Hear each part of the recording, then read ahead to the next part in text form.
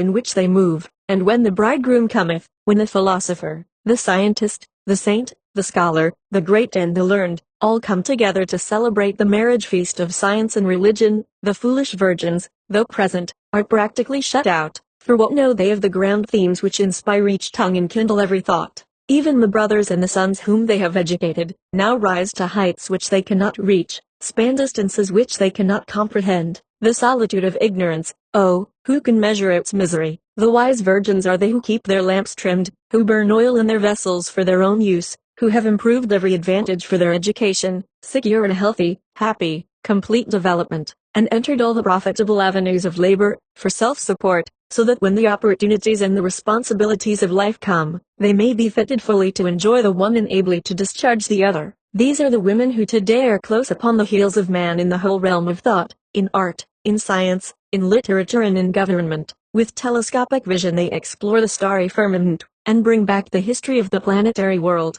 With chart and compass they pilot ships across the mighty deep, and with skillful fingers send electric messages around the world.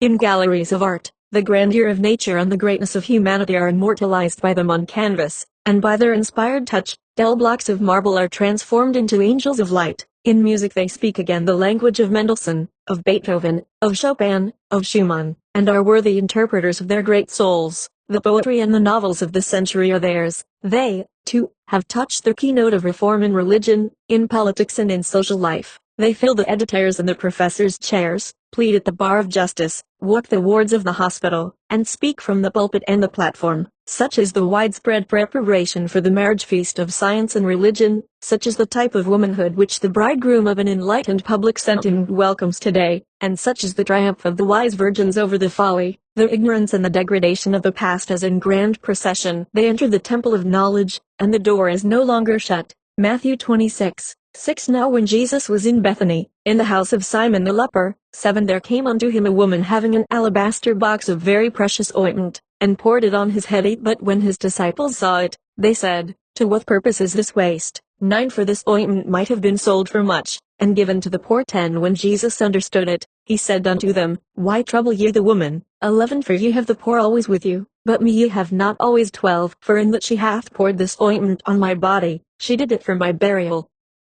13 Verily, I say unto you, wheresoever this gospel shall be preached, there shall also this be told for a memorial of her. Matthew 27:19 When Pilate was set down on the judgment seat, his wife sent unto him, saying, Have thou nothing to do with that just man, for I have suffered many things this day in a dream, because of him. 24 When Pilate saw that he could prevail nothing, but that rather a tumult was made, he took water, and washed his hands before the multitude, saying, I am innocent of the blood of this just person. See ye to it. 25 Then answered all the people, and said, His blood be on us, and on our children. 55 And many women were there beholding afar off, which followed Jesus from Galilee, ministering unto him. 56 Among which was Mary Magdalene, and Mary, the mother of James and Joses, and the mother of Zebedee's children. 61 And there was Mary Magdalene, and the other Mary, sitting over against the sepulchre. It is a common opinion among Christians that the persecutions of the Jews in all periods and latitudes is a punishment on them for their crucifixion of Jesus, and that this defined acceptance of the responsibility is being justly fulfilled. Matthew 28:1 In the end of the Sabbath, as it began to dawn, came Mary Magdalene and the other Mary to see the sepulchre too. And,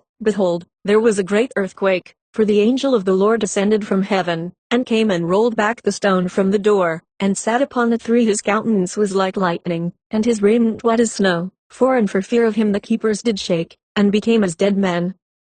5 And the angel answered and said unto the women, Fear not ye, for I know that ye seek Jesus, which was crucified. 7 Go quickly and tell his disciples that he is risen from the dead, and behold, he goeth before you into Galilee. There shall ye see him. 8 And they departed quickly from the sepulchre with great joy. 9 And as they went to tell his disciples, behold, Jesus met them, saying, All hail. And they came and held him by the feet, and worshipped him. 10 Then said Jesus unto them, Be not afraid, tell my brethren that they go into Galilee, and there shall they see me. Among the witnesses of the crucifixion, this melancholy and untimely scene, there were some women who had followed Jesus from Galilee and had waited on him, supplying his wants from their substance. Affection and anxious concern induced them to be present, and probably they stand afar off, fearing the outrages of the multitude. Words cannot express the mixed emotions of true gratitude, reverence, sorrow and compassion which must have agitated their souls on this occasion. We find from John, who was also present, that Mary the mother of Jesus was a spectator of this distressing scene. When Jesus was brought before Pilate, he was greatly troubled as to what judgment he should give, and his hesitation was increased by a warning from his wife,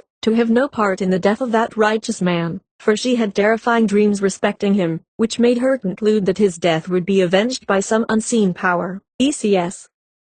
The Book of Mark, Mark 3:31. There came then his brethren and his mother, and, standing without, sent unto him. 32. And the multitude sat about him, and said unto him, Behold, thy mother and thy brethren seek for thee. 33. And he answered them, saying, Who is my mother, or my brethren? 34. And he looked round about and said, Behold my mother and my brethren. 35. For whosoever shall do the will of God, the same is my brother, and my sister and mother. Many of the same texts found in the book of Matthew are repeated by the other evangelists. It appears from the text that the earnestness of Jesus in teaching the people made some of his friends, who did not believe in his mission, anxious. Even his mother feared to have him teach doctrines in opposition to the public sentiment of his day. His words of seeming disrespect to her simply meant to imply that he had an important work to do, that his duties to humanity were more to him than the ties of natural affection. Many of the ancient writers criticize Mary severely for trying to exercise control over Jesus, assuming rightful authority over him.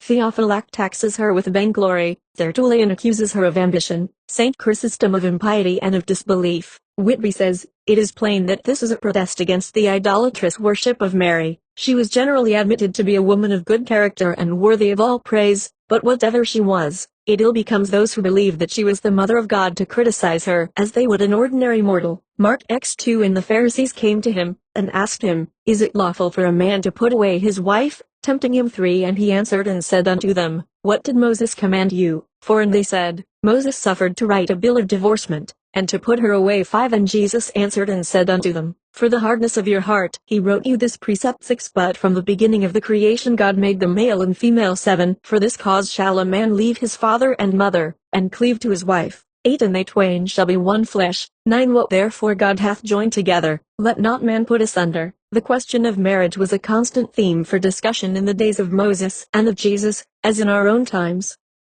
The Pharisees are still asking questions, not that they care for an answer on the highest plane of morality, but to entrap someone as opposed to the authorities of their times. Life with Jesus was too short and his mission too stern to parley with pettifoggers, so he gives to them a clear-cut, unmistakable definition as to what marriage is. Whoever puts away his wife, save for the cause of unchastity, which violates the marriage covenant, commits adultery. Hence, under the Christian dispensation we must judge husband and wife by the same code of morals. If this rule of the perfect equality of the sexes were observed in all social relations, the marriage problem might be easily solved. But with one code of morals for man and another for woman, we are involved in all manner of complications. In England, for example, a woman may marry her husband's brother, but a man may not marry his wife's sister. They have had a deceased wife's sister's bill before Parliament for generations. Ever and anon they take it up, look at it with their opera glasses, air their grandfather's old platitudes over it, give a sickly smile at some well-worn witticism, or drop a tear at a pathetic whine from some bishop,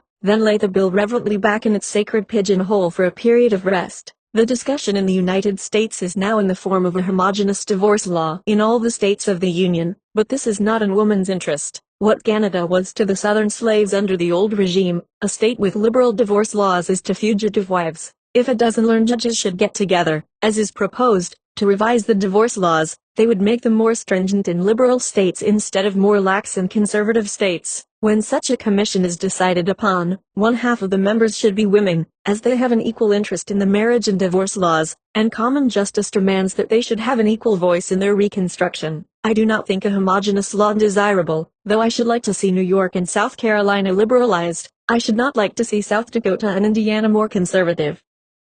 Mark 12:41. And Jesus sat over against the treasury, and beheld how the people cast money into the treasury, and many that were rich cast in much. 42. And there came a certain poor widow, and she threw in 2 mites, which make a farthing. 43. And he called unto him his disciples, and saith unto them, Verily I say unto you, that this poor widow hath cast more than all they which have cast into the treasury. 44. For all they did cast into their abundance, but she of her want did cast in all that she had, even all her living. The widow's gift no doubt might have represented more generosity than all beside, for the large donations of the rich were only a part of their superfluities, and bore a small proportion to the abundance which they still had, but she gave in reality of her necessities. The small contribution was of no special use in the treasury of the church, but as an act of self-sacrifice it was of more real value in estimating character. Jesus with his intuition saw the motives of the giver, as well as the act. This woman, belonging to an impoverished class, was trained to self-abnegation, but when women learn the higher duty of self-development,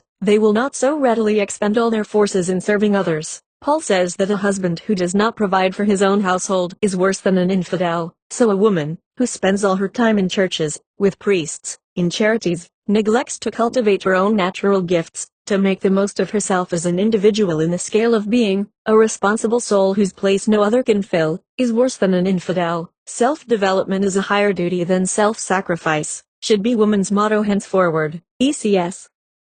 The Book of Luke. Luke I-5. There was in the days of Herod, the king of Judea, a certain priest named Zacharias, and his wife was of the daughters of Aaron, and her name was Elizabeth. 6. And they were both righteous before God, walking in all the commandments and ordinances of the Lord blameless. 7. And they had no child, and they both were now well stricken in years. 8. And it came to pass, that, while he executed the priest's office before God, his lot was to burn incense when he went into the temple of the Lord. 11. And there appeared unto him an angel standing on the right side of the altar of incense. 12. And when Zacharias saw him, he was troubled, and fear fell upon him. 13. But the angel said unto him, Fear not, Zacharias, for thy prayer is heard, and thy wife Elizabeth shall bear thee a son, and thou shalt call his name John. 14. And thou shalt have joy and gladness, and many shall rejoice at his birth. 15. For he shall be great in the sight of the Lord, and shall drink neither wine nor strong drink, and he shall be filled with the Holy Ghost. Luke was the companion of the Apostle Paul in all of his labors during many years. He also wrote the Acts of the Apostles. He was a Syrian, and became acquainted with the Christians at Antioch. He is called by Paul the beloved physician. Luke opens his book with the parentage and the birth of John. His father, Zacharias, was a priest, and his mother, Elizabeth, was also descended from Aaron. They were exemplary persons. They habitually walked in all upright course of obedience to all the commandments. They had no children, but in answer to their prayers a son was at last given to them, whose name was John, which signifies grace, or favor of the Lord. While Zacharias ministered at the altar, an angel appeared to him to tell him of the advent of his son. The vision was so startling that Zacharias was struck dumb for a season. The same angel appeared soon after to Mary, the mother of Jesus, with glad tidings of her motherhood. She and Elizabeth met often during that joyful period, and talked over the promised blessings. John was born about 6 months before Jesus, and is sometimes called his forerunner. Elizabeth and Mary were cousins on the mother's side. Soon after the angel appeared to Mary, she went in haste to the home of Zacharias, and saluted Elizabeth, who said, Blessed art thou among women, and how comes this honor to me, that the mother of my Lord should cross my threshold? Mary replied, My soul doth magnify the Lord that he hath thus honored his handmaiden. Henceforth all generations shall call me blessed. When Elizabeth's son was born, the neighbors, cousins and aunts all assembled and at once volunteered their opinions as to the boy's name, and all insisted that he should be named Zacharias, after his father. But Elizabeth said, No, his name is John, as the angel said. As none of the family had ever been called by that name, they appealed by signs to the father, who was still dumb, but he promptly wrote on the table, His name is John. Luke 2:36. And there was one Anna, a prophetess. 37. And she was a widow of about 84 years, which departed not from the temple, but served God with fastings and prayers night and day. Anna, having lost her husband in the prime of her life, remained a widow to her death. She resided near the temple that she might attend all its sacred ordinances. Having no other engagements to occupy her attention, she spent her whole time in the service of God, and joined frequent fastings with her constant prayers for herself and her people. She was employed day and night in those religious exercises, so says the text. But Scott allows the poor widow, now over 80 years of age, some hours for rest at night. More merciful than the evangelist, she came into the temple just as Simon held the child in his arms, and she also returned thanks to God for the coming of the promised Savior, and that her eyes had beheld him.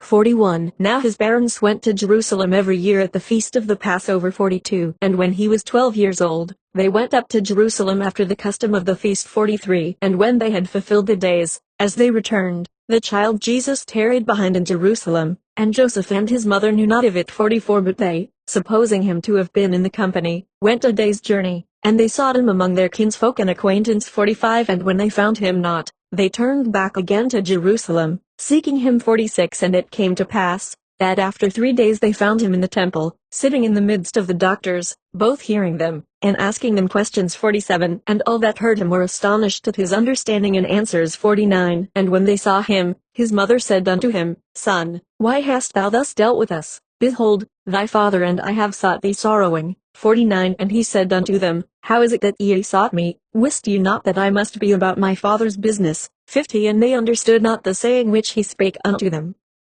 51 And he went with them to Nazareth, and was subject unto them, but his mother kept all these sayings in her heart. These texts contain all that is said of the childhood and the youth of Jesus, though we should have expected fuller information on so extraordinary a subject. Joseph and Mary went up to the feast of the Passover every year, and it was the custom to take children of that age with them. They journeyed in a great company for mutual security, and thus in starting they overlooked the boy, supposing that he was with the other children. But when the families separated for the night they could not find him, so they journeyed back to Jerusalem and found him in a court of the temple, listening to, and asking questions of the doctors, who were surprised at his intelligence. It is often said that he was disputing with the doctors, which the commentators say gives a wrong impression. He was modestly asking questions. Neither Mary nor Joseph remembered nor fully understood what the angel had told them concerning the mission of their child, neither did they comprehend the answer of Jesus. However, he went back with them to Nazareth, and was subject to them in all things, working at the carpenter's trade until he entered on his mission. It was a great mistake that some angel had not made clear to Mary the important character and mission of her son, that she might not have been a seeming hindrance on so many occasions, and made it necessary for Jesus to rebuke her so often, and thus subject herself to criticism for his seeming disrespect. Luke 13:11 And, behold, there was a woman which had a spirit of infirmity 18 years, and was bowed together, and could in no wise lift up herself. 12 And when Jesus saw her, he called her to him, and said unto her, Woman, thou art loosed from thine infirmity. 13 And he laid his hands on her, and immediately she was made straight, and glorified God. 14 And the ruler of the synagogue answered with indignation, because that Jesus had healed on the Sabbath day, and said unto the people, There are 6 days in which men ought to work, in them therefore come and be healed, but not on the Sabbath day. 15 The Lord then answered him, and said, Thou hypocrite, doth not each one of you on the Sabbath loose his ox or his ass from the stall, and lead him away to watering? 16 And ought not this woman, being a daughter of Abraham, whom Satan hath bound, lo, these 18 years, he loosed from this bond on the Sabbath day? 17 And when he had said these things, all his adversaries were shamed, and all the people rejoiced for all the glorious things that were done by him. Jesus was teaching in one of the synagogues on the Sabbath day, and saw the distress of this woman who attended worship. He called her to him, and, by the laying on of his hands and by prayer, immediately restored her, and being made straight, she glorified God before all for this unexpected deliverance. The ruler of the synagogue, who hated the doctrines of Jesus and envied the honor, tried to veil his enmity with pretense of singular piety,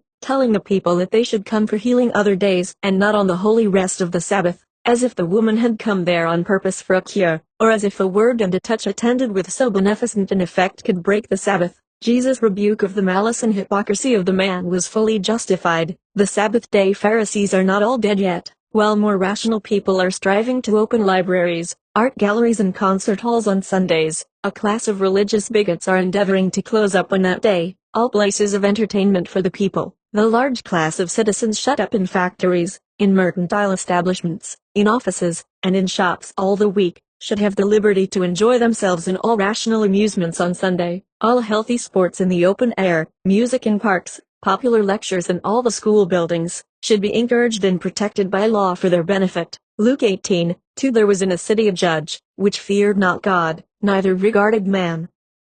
3 And there was a widow in that city, and she came unto him, saying, Avenge me of mine adversary. 4 And he would not for a while, but afterward he said within himself, Though I fear not God, neither regard man. 5 Yet because this widow troubleth me, I will avenge her, lest by her continual coming she weary me. 6 And the Lord said, Hear what the unjust judge saith. 7 And shall not God avenge his own elect, which cry day and night unto him, though he bear long with them? The lesson taught in this parable is perseverance. Everything can be accomplished by continued effort. Saints hope to acquire all spiritual graces through prayers, philanthropists to carry out their reform measures through constant discussion, Politicians their public measures by continued party combat and repeated acts of legislation. Through 40 years of conflict we abolished slavery. Through 50 years of conflict we have partially emancipated woman from the bondage of the old common law of England, and crowned her with the rights of full citizenship in 4 states in the American Republic. The condition of the woman in this parable, bowed to the earth with all her disabilities,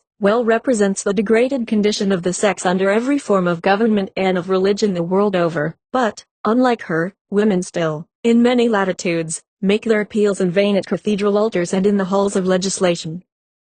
ECS The sentiment concerning the equality of male and female, which Paul avowed to the Galatians, is perfectly in accord with what Luke reports of Jesus' own custom. It will be remembered that the chief adherents of Paul accepted only this report, and this only partly, as worthy of credit, and therein we find the statement that many female ministers had accompanied Jesus and the male ministers, as they wandered, in Salvation Army fashion, throughout every city and village preaching. It is true that we now find a qualifying passage in reference to the female ministers, namely which ministered unto him of their substance, Luke, chapter 8, volume 3, but this is, plainly, one of those numerous marginal comments, made at late date, when all the original manuscripts had disappeared, by men who had, doubtless, lost knowledge of women's original equality in the ministry. For Ignatius of Antioch, one of the earliest Christian writers, expressly affirms that the deacons were not ministers of meats and drinks, but ministers of the Church of God. Although this is well known, our modern theologians seem to have been unable to avoid jumping to the conclusion that, whenever women are mentioned in the ministry, it must be only as ministers of their substance, either as a kind of commissaries, or, at most, as kindergarten officials.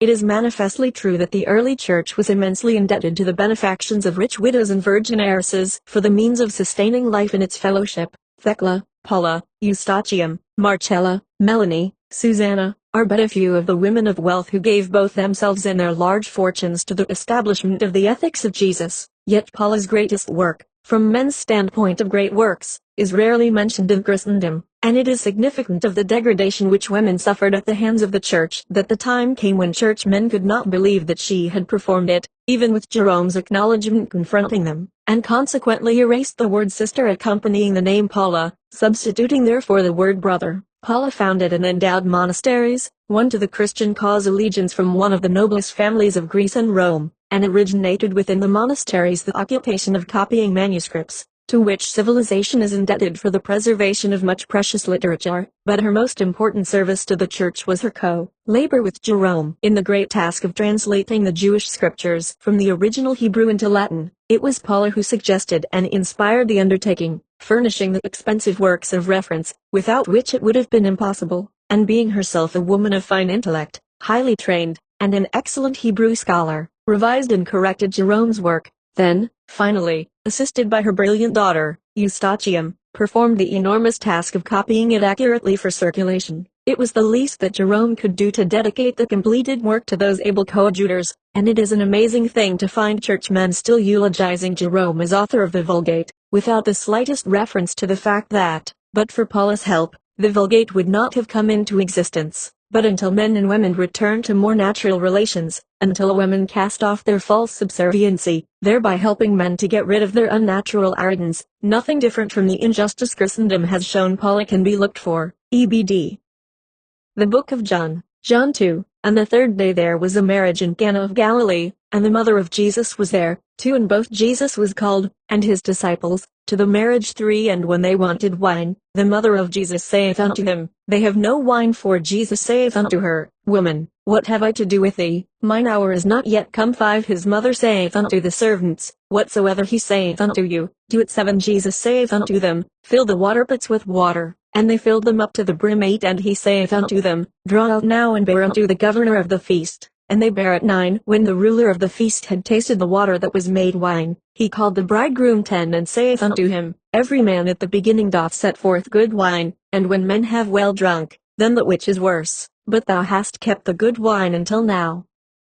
John was distinguished among the apostles for his many virtues, and was specially honored as the bosom friend of Jesus. He is supposed to have lived in the neighborhood of Judea until the time approached for the predicted destruction of Jerusalem. Then he went to Asia and resided some years in Ephesus, was banished to the island of Patmos by the Emperor Domitian, and returned to Asia after the death of that emperor. He lived to be 100 years of age, and died a natural death, being the only apostle who escaped martyrdom. John alone records the resurrection of Lazarus, and many things not mentioned in the other Gospels. Probably Mary was related to one of the parties to the marriage, for she appears to have given directions as one of the family. As Joseph is not mentioned either on this occasion or afterwards, we may suppose that he died before Jesus entered into his public ministry. There was no disrespect intended in the word woman with which Jesus addressed his mother, as the greatest princesses were accosted even by their servants in the same manner among the ancients. Jesus merely intended to suggest that no one could command when he should perform miracles, as they would in any ordinary event subject to human discretion. The Jews always kept a great number of water pots filled with water in their houses for the ceremonial washing prescribed by law.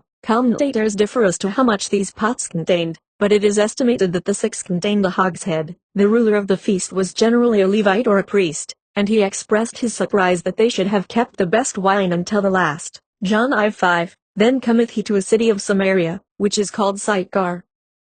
6. Now Jacob's well was there. Jesus therefore, being wearied with his journey, sat thus on the well. And it was about the 6th hour. 7. There cometh a woman of Samaria to draw water. Jesus saith unto her, Give me to drink. 9. For his disciples were gone away unto the city to buy meat. 9. Then saith the woman of Samaria unto him, How is it that thou, being a Jew, askest drink of me, which am a woman of Samaria? For the Jews have no dealings with the Samaritans. 10. Jesus answered and said unto her, If thou knewest the gift of God, and who it is that saith to thee, Give me to drink, thou wouldest have asked of him, and he would have given thee living water. 27. And upon this came his disciples, and marveled that he talked with a woman. Yet no man said, What seekest thou? Or, Why talkest thou with her? As the Samaritans were not generally disposed to receive the Jews into their houses, Jesus did not try to enter, but sat down by Jacob's well, and sent his disciples into the town to buy some necessary provisions. The prejudices against each other were so inveterate that they never asked for a favor. Hence the woman was surprised when Jesus spoke to her. They might buy of each other,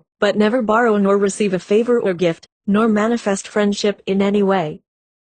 But Christ, despising all such prejudices that had no foundation either in equity or in the law of God, asked drink of the Samaritan woman. He did not notice the woman's narrow prejudices, but directed her attention to matters of greater importance. He told her though she should refuse him the small favor for which he asked because he was a Jew, yet he was ready to confer far greater benefits on her, though a Samaritan. The living water to which Jesus referred, the woman did not understand. 16. Jesus saith unto her, Go, call thy husband, and come hither. 17. The woman answered and said, I have no husband. Jesus said unto her, Thou hast well said, I have no husband. 18. For thou hast had 5 husbands, and he whom thou now hast is not thy husband. In that saidst thou truly. 19. The woman saith unto him, Sir, I perceive that thou art a prophet. 28. The woman then left her water pot, and went her way into the city, and saith to the men. 29. Come, see a man, which told me all things that ever I did. Is not this the Christ? 39. And many of the Samaritans of that city believed on him for the saying of the woman, which testified, He told me all that ever I did. 40. So when the Samaritans were come unto him, they besought him that he would tarry with them, and he abode there 2 days. 41. And many more believed because of his own word. The woman could not understand Jesus' words because she had no conviction of sin nor desire for a purer, better life, and as soon as possible, she changed the subject of the conversation from her private life to the subjects of controversy between the Jews and the Samaritans. John 8:2. And early in the morning he came again into the temple, and all the people came unto him, and he sat down, and taught them. 3. And the scribes and Pharisees brought unto him a woman taken in adultery, and when they had set her in the midst, for they say unto him, Master, this woman was taken in adultery. 5. Now Moses in the law commanded us, that such should be stoned, but what sayest thou? 6. This they said, tempting him, that they might have to accuse him. But Jesus stooped down, and with his finger wrote on the ground, as though he heard them not. 7. So when they continued asking him, he lifted up himself, and said unto them, He that is without sin among you, let him first cast a stone at her. 8. And again he stooped down, and wrote on the ground. 9. And they which heard it, being convicted by their own conscience, went out one by one, beginning at the eldest, even unto the last. And Jesus was left alone, and the woman standing in the midst. 10. He said unto her, Woman, where are those thine accusers? Hath no man condemned thee? 11. She said, No man, Lord. And Jesus said unto her, Neither do I condemn thee. Go, and sin no more. The scribes and the Pharisees concocted a plan to draw Jesus into a snare. They concluded from many of his doctrines that he deemed himself authorized to alter or to abrogate the commands of Moses. Therefore they desired his opinion as to the fitting punishment for an adulteress. If he had ordered them to execute her, they would doubtless have accused him to the Romans of assuming a judicial authority, independent of their government. Had he directed them to set her at liberty, they would have represented him to the people as an enemy to the law, and a patron of the most infamous characters, and had he referred them to the Roman authority, they would have accused him to the multitude as a betrayer of their liberties. John 9. And as Jesus passed by, he saw a man which was blind from his birth too, and his disciples asked him, saying, Master, who did sin, this man, or his parents, that he was born blind? 3. Jesus answered, Neither hath this man sinned, nor his parents, but that the works of God should be made manifest in him. A prevalent idea of the Jews was that, in accord with the Ten Commandments, the sins of the parents were visited upon the children. This is recognized as absolute law today, but it by no means follows that all afflictions are the result of sin.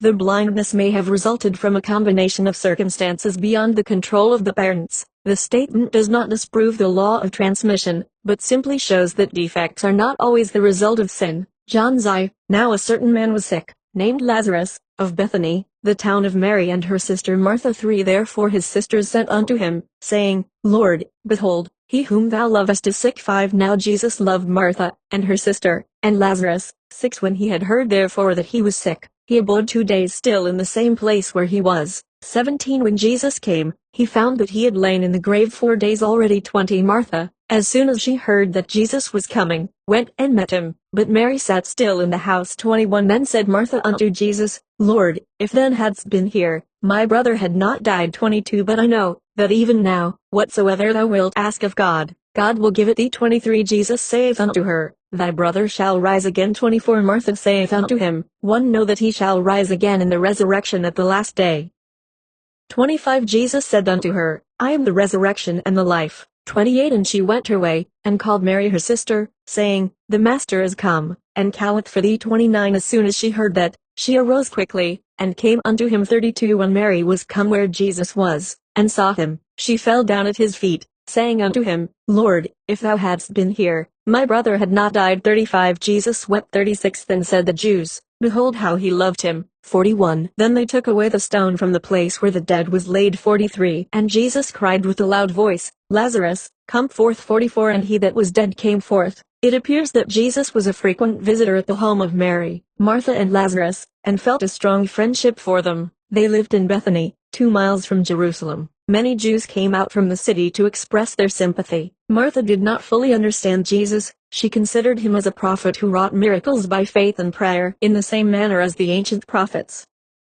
The grief of Mary, the tears of the Jews, and his own warm friendship for the sisters, affected Jesus himself to tears and groans. In appealing to divine power, Jesus wished to show the unbelieving Jews that his miracles were performed by influence from above and not by the spirit of evil, to which source they attributed his wonderful works. Many who were said to witness this miracle did not believe. After this Jesus again rested at the home of Mary, where she washed his feet and wiped them with the hair of her head, and then anointed him with costly spices from an alabaster box. He then went up to Jerusalem to attend the Passover. John XX. The first day of the week cometh Mary Magdalene early, when it was yet dark, unto the sepulchre, and seeth the stone taken away from the sepulchre. 2. Then she runneth, and cometh to Simon Peter, and to the other disciple, whom Jesus loved, and saith unto them, They have taken away the Lord out of the sepulchre, and we know not where they have laid him. 3. Peter therefore went forth, and that other disciple, and came to the sepulchre. 4. So they ran both together, and the other disciple did outrun Peter, and came first to the sepulchre. 5. And he stooping down and looking in, saw the linen clothes lying, yet went he not. And 6. Then cometh Simon Peter following him, and went into the sepulchre, and seeth the linen clothes lie. 7. And the napkin, that was about his head, not lying with the linen clothes,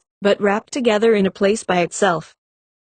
8. Then went in also that other disciple, which came first to the sepulchre, and he saw, and believed. 9. For as yet they knew not the scripture, that he must rise again from the dead. 10. Then the disciples went away again unto their own home. 11. But Mary stood without at the sepulchre weeping, and as she wept, she stooped down, and looked into the sepulchre. 12. And seeth 2 angels in white sitting, the one at the head, and the other at the feet, where the body of Jesus had lain. 13. And they say unto her, Woman, why weepest thou? She saith unto them, Because they have taken away my Lord, and I know not where they have laid him. 14 And when she had thus said, she turned herself back, and saw Jesus standing, and knew not that it was Jesus. 15 Jesus saith unto her, Woman, why weepest thou? Whom seekest thou? She, supposing him to be the gardener, saith unto him, Sir, if thou hast borne him hence, tell me where thou hast laid him, and I will take him away. 16 Jesus saith unto her, Mary. She turned herself, and saith unto him, Rabboni, which is to say, Master.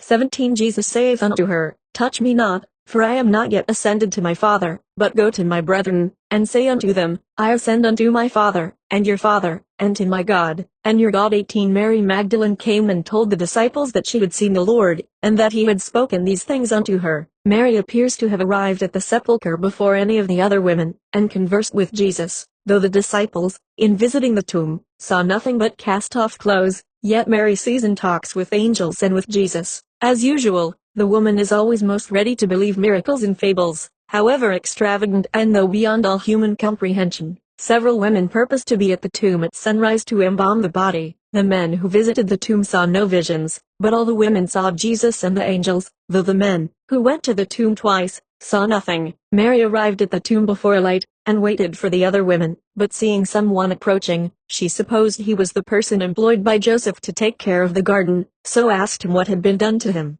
Though speaking to a supposed stranger, she did not mention any name. Jesus then called her by name, and his voice and his address made him known to her. Filled with joy and with amazement, she called him Rabboni, which signifies, teacher. Jesus said unto her, Touch me not. This finishes the consideration of the four Gospels, the direct recorded words of Jesus upon the question of purity, and all further references should harmonize, in spirit, with his teachings, and should be so interpreted, without regard to contrary assertions by learned but unwise commentators.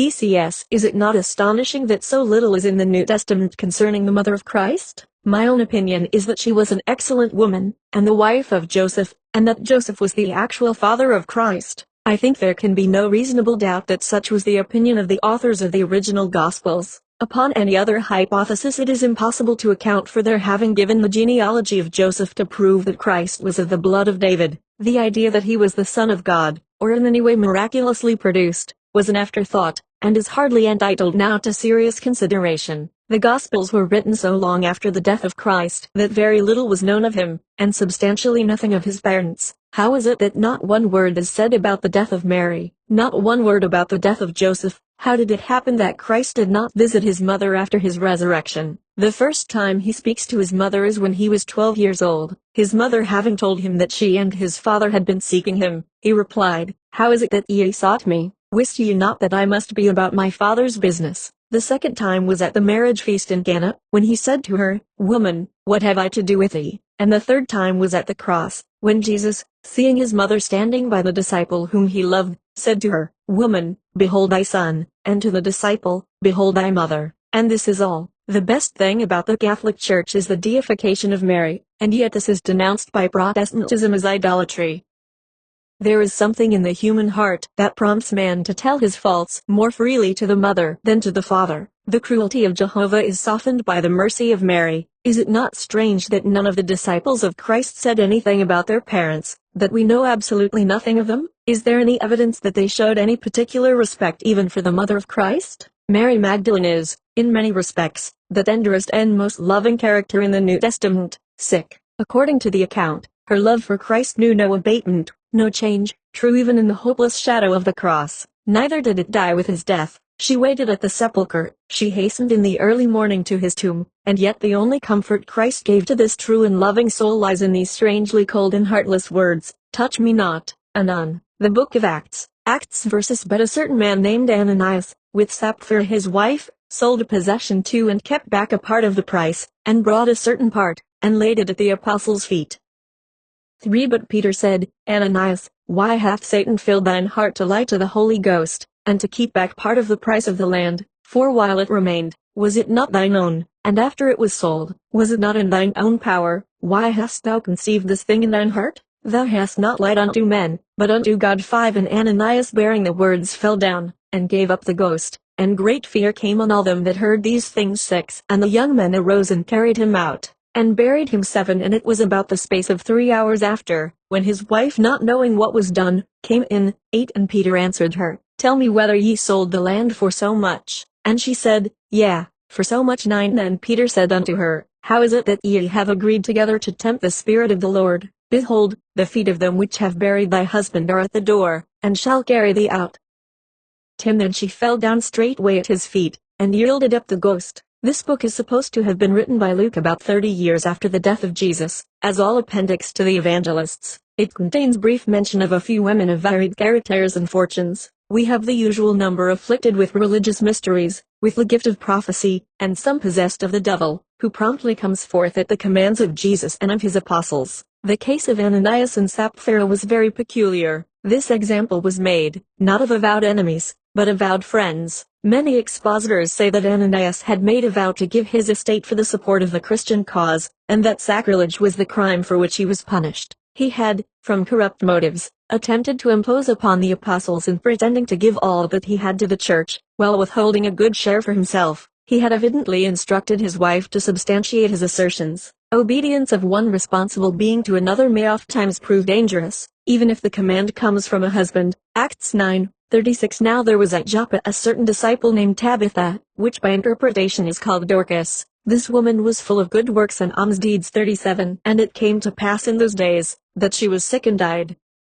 38 And as Lydda was nigh to Joppa, and the disciples had heard that Peter was there, they sent unto him 2 men, desiring him to come to them. 39 Then Peter arose and went with them, and they brought him into the upper chamber, and all the widows stood weeping, and shewing the garments which Dorcas made. 40 But Peter put them all forth, and kneeled down, and prayed, and turning him to the body said, Tabitha, rise. And she opened her eyes, and when she saw Peter, she sat up. 41 And when he had called the saints and widows, he presented her alive. Tabitha was called by this name among the Jews, but she was known to the Greeks as Dorcas. She was considered an ornament to her Christian profession, for she so abounded in good works and alms deeds that her whole life was devoted to the wants and the needs of the poor. She not only gave away her substance, but she employed her time and her skill in laboring constantly for the poor and the unfortunate. Her death was looked upon as a public calamity. This is the first instance of any apostle performing a miracle of this kind. There was no witness to this miracle. What men teach in their high places, such women as Dorcas illustrate in their lives.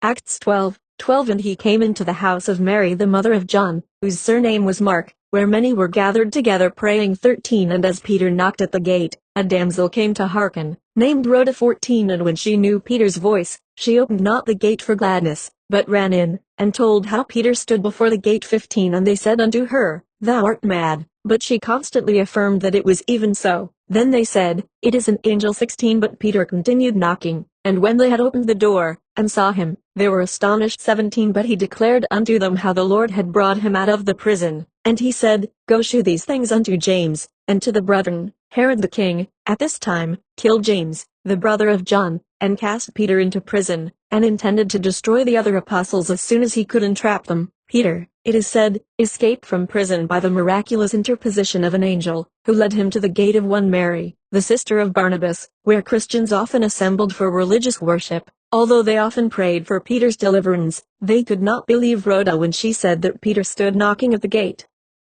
Acts 16:14 And a certain woman named Lydia, a seller of purple, of the city of Thyatira, which worshipped God, heard us, whose heart the Lord opened unto the things which were spoken of Paul. 15 And when she was baptized, and her household, she besought us, saying, If ye have judged me to be faithful to the Lord, come into my house, and abide there. 16 And it came to pass, as we went to prayer, a certain damsel possessed with a spirit of divination met us, which brought her masters much gain by soothsaying. 17 The same followed Paul and us, and cried, saying, These men are the servants of the Most High God. 18 And this did she many days. But Paul said to the spirit, I command thee in the name of Jesus Christ to come out of her. And he came out the same hour. 19 And when her masters saw that the hope of their gains was gone, they caught Paul and Silas. 20 And brought them to the magistrates, saying, These men, being Jews, do exceedingly trouble our city. 22 And the multitude rose up against them, and the magistrates rent off their clothes, and commanded to beat them. 23 And when they had laid many stripes upon them, they cast them into prison, charging the jailer to keep them safely. Lydia, a native Thyatiran,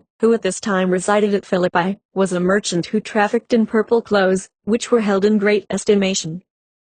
She was a Gentile, but was proselyted to the Jewish religion, believed in the teachings of Paul and was baptized with her household. She was a person in affluent circumstances, and being of a generous disposition, was very hospitable. As the apostles were poorly accommodated elsewhere, she entertained them in her own house. The apostles and their friends on their way to the oratory, where they went to worship, were met by a female slave who was possessed with a spirit of divination and uttered ambiguous predictions. She had acquired great reputation as an oracle or fortune teller and for making wonderful discoveries. By this practice she brought her masters considerable gain and was very valuable to them. When Paul cast out the evil spirit and restored the maiden to her normal condition of body and mind, her master was full of wrath, as she was no longer of any value to him, and he accused Paul before the magistrates. The people were all stirred with indignation, so they stripped Paul and Silas, scourged them severely, and, without trial, the magistrates threw them into prison. Acts 18. After these things Paul departed from Athens, and came to Corinth,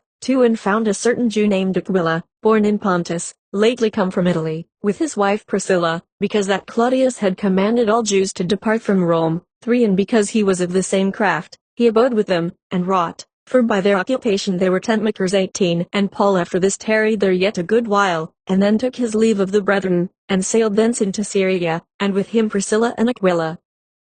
24. And a certain Jew named Apollos, born at Alexandria, an eloquent man, and mighty in the scriptures, came to Ephesus. 25. This man was instructed in the way of the Lord, and being fervent in the Spirit, he spake and taught diligently the things of the Lord, knowing only the baptism of John. 26. And he began to speak boldly in the synagogue, whom when Aquila and Priscilla had heard, they took him and expounded the way of God more perfectly. It was an excellent custom of those days for educated people to be also instructed in some mechanical trade. This served them as an amusement in prosperity, and was a certain resource in case other prospects failed. Thus Paul was now prepared to support himself in an emergency. He was frequently compelled to work with his hands to provide for his own necessities. Apollos was a native of Alexandria, in Egypt, a ready and graceful speaker, with a thorough knowledge of the scriptures. Coming to Ephesus, he boldly preached in the synagogue in the presence of Aquila and of Priscilla, and they seeing his ability, zeal and piety, said nothing to his disadvantage, though they perceived that his views of the Christian doctrines were very imperfect. So they sought his acquaintance and instructed him more fully in the gospel of Jesus. He, with great humility, received their instructions, for he had never been much among Christians, and no one knew when or by whom he was baptized. Acts 21, 8. And the next day we that were of Paul's company departed, and came unto Caesarea, and we entered into the house of Philip the evangelist, which was one of the 7, and abode with him. 9. And the same man had 4 daughters, virgins, which did prophesy. Philip, one of the 7 deacons in Caesarea, was also an evangelist, and had the peculiar honor of having 4 daughters, all endowed with the gift of prophecy, and perhaps they gave intimations to Paul of his approaching trials. With Philip's 4 daughters, all endowed with the spirit of prophecy, and Priscilla as a teacher of great principles to the orators of her time, and one of Paul's chosen traveling companions, women are quite highly honored in the book of Acts, if we accept the tragedy of the unfortunate wife who obeyed her husband. Acts 24. 24. And after certain days, when Felix came with his wife Drusilla, which was a Jewess, he sent for Paul, and heard him concerning the faith in Christ. 25. And as he reasoned of righteousness, temperance, and judgment to come, Felix trembled, and answered, Go thy way, for this time, when I have a convenient season, I will call for thee. Drusilla was a daughter of that Herod who beheaded James, the brother of John, and sister to King Agrippa. She was married to the king of the Emerenes, Azizus, but she left her husband and went to live with Felix. He and Drusilla were curious to hear more authentic accounts of Jesus and his doctrines. They do not seem to have been much impressed with the purity of his teachings. Their curiosity did not arise from a love of the truth, nor from a desire for a higher, better life, but was a mere curiosity, for which it is probable that Felix was responsible, as Drusilla doubtless asked her husband at home all she desired to know. ECS The Reverend Dr. Edwin Hatch expresses the latest decision of historical theology concerning Paul, in frankly confessing, his life at Rome and all the rest of his history are enveloped in mists, from which no single gleam of certain light emerges. The place and occasion of his death are not less uncertain than are the facts of his later life. The chronology of the rest of his life is as uncertain as the date of his death. We have no means of knowing when he was born, or how long he lived, or at what date the several events of his life took place. Exactly the same may be said of Peter. The strongest probability is that Paul and Peter were 2 obscure men who lived in the latter part of the first or beginning of the 2nd century, neither of whom could have seen the 1st century Jesus. It can easily be shown that the Christian Church admitted women into a regularly ordained ministry during the first 200 years of Christianity. Whether Bishop Stone is ignorant of this fact, or whether he is merely presuming upon women's ignorance thereof, it is impossible to say. But one thing is clear, and that is, that the time has arrived when all women should be informed of the true status of their sex in the ministry of the primitive church. The first important truth for them to learn concerning the question is that there is a missing link of some 500 years between the close of that body of literature known to us as the Old Testament,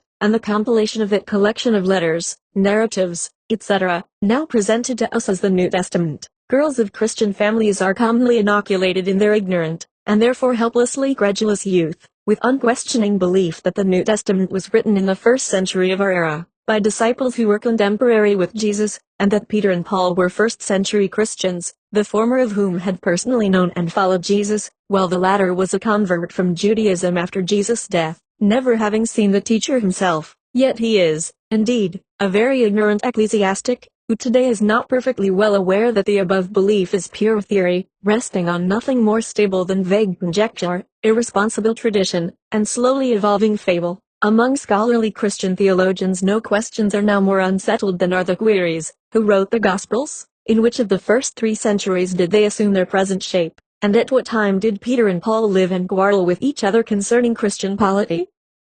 As for the passages now found in the New Testament epistles of Paul, concerning women's non-equality with men and duty of subjection, there is no room to doubt that they are barefaced forgeries, interpolated by unscrupulous bishops. During the early period in which a combined and determined effort was made to reduce women to silent submission, not only in the church, but also in the home and in the state, a most laudably intended attempt to excuse Paul for the inexcusable passages attributed to his authorship was been made by a clergyman, who, accepting them as genuine Pauline utterances, endeavors to show that they were meant to apply only to Greek female converts, natives of Corinth, and that the command to cover the head and to keep silent in public was warranted, both because veiling the head and face was a Grecian custom, and because the women of Corinth were of notoriously bad character. In support of this theory, our modern apologist quotes the testimony of numerous writers of antiquity who denounced Corinthian profligacy, but, setting aside the fact that the men of Corinth must always have been, at least, as bad as the women,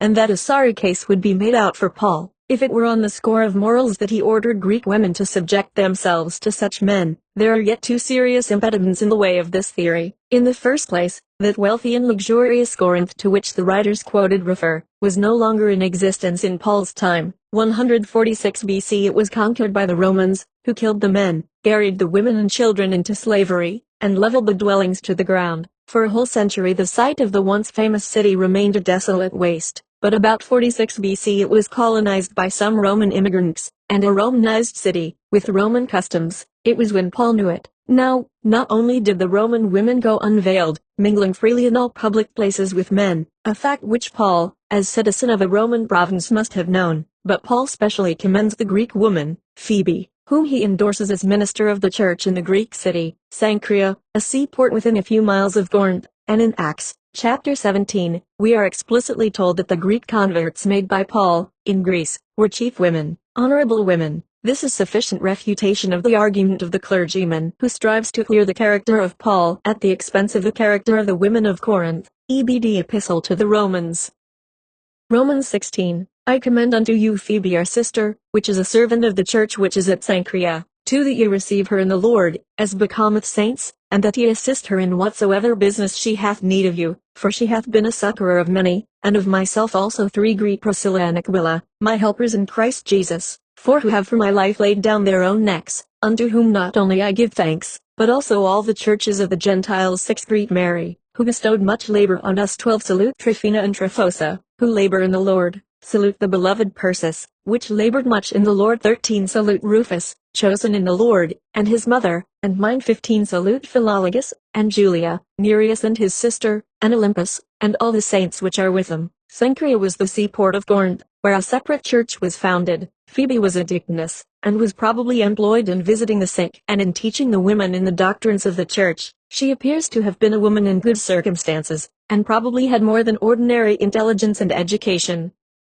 Even Paul acknowledged himself under great obligations to her, Aquila and Priscilla had risked their lives in protecting the apostles at Corinth and Ephesus, so Paul sent his affectionate salutations and good wishes to all the women who had helped to build up the churches and spread the gospel of Christianity. In good works, men have always found a reserved force in the women of their generation. Paul seems to have been specially mindful of all who had received and hospitably entertained him. The men of our times have been equally thankful to women for serving them, for hospitable entertainment, generous donations to the priesthood, lifting church debts, etc., and are equally ready to remand them to their divinely appointed sphere. Whenever women claim an equal voice in church creeds and discipline, then the Marys, the Phoebes, and the Priscillas are ordered to keep silence and to discuss all questions with their husbands at home, taking it for granted that all men are logical and wise. E.C.S. Martin Luther had good cause to declare, "There is something in the office of a bishop which is dreadfully demoralizing. Even good men change their natures at consecration. Satan enters into them, as he entered into Judas, as soon as they have taken the sop." But to return to the primitive church, a famous apostle of that simple era was Priscilla, a Jewess, who was one of the theological instructors of Apollos, the fellow minister, or fellow servant, to whom Paul refers in his first letter to the Corinthians. There is strong reason to believe that the apostle Priscilla, in cooperation with her husband, the apostle Aquila, performed the important task of founding the Church of Rome, for Paul, writing to the Christians, admits that he himself has not yet visited that city. There is no proof whatever that Peter ever went to Rome at all, but, on the contrary, much proof that he wished to confine Christianity to Jewish converts. And yet Paul, hailing Priscilla by the current term which specially active apostles and bishops used in addressing other specially active workers in the apostolate, helper in Christ Jesus, eulogizes her as one known, gratefully, by all the churches of the Gentiles, and recognizes a Church of Rome as established in Priscilla's own house. See Paul's letter to the Romans, chapter 16. It is highly probable that that was the tiny acorn from which has grown the present great oak, the Roman Catholic Church, which would profit much by more remembrance and imitation of the modest and undogmatic women who helped to give it being and who nursed it through its infancy. The inability of modern men to comprehend the position of women in the primitive church is strikingly shown in Chalmers' commentary on the fact that Paul used exactly the same title in addressing Priscilla that he uses in greeting Urbain. Although conceding that Priscilla had shared the work of an apostle in teaching Apollos the way of God more perfectly, and, although he knows nothing whatever of Urbain's work, yet Chalmers unhesitatingly concludes that Urbain's help to Paul must have been in things spiritual, but that Priscilla's must have been in regard to things temporal only, and, as Aquila and Priscilla were an inseparable couple, poor Aquila, too, is relegated to Priscilla's assumedly inferior position.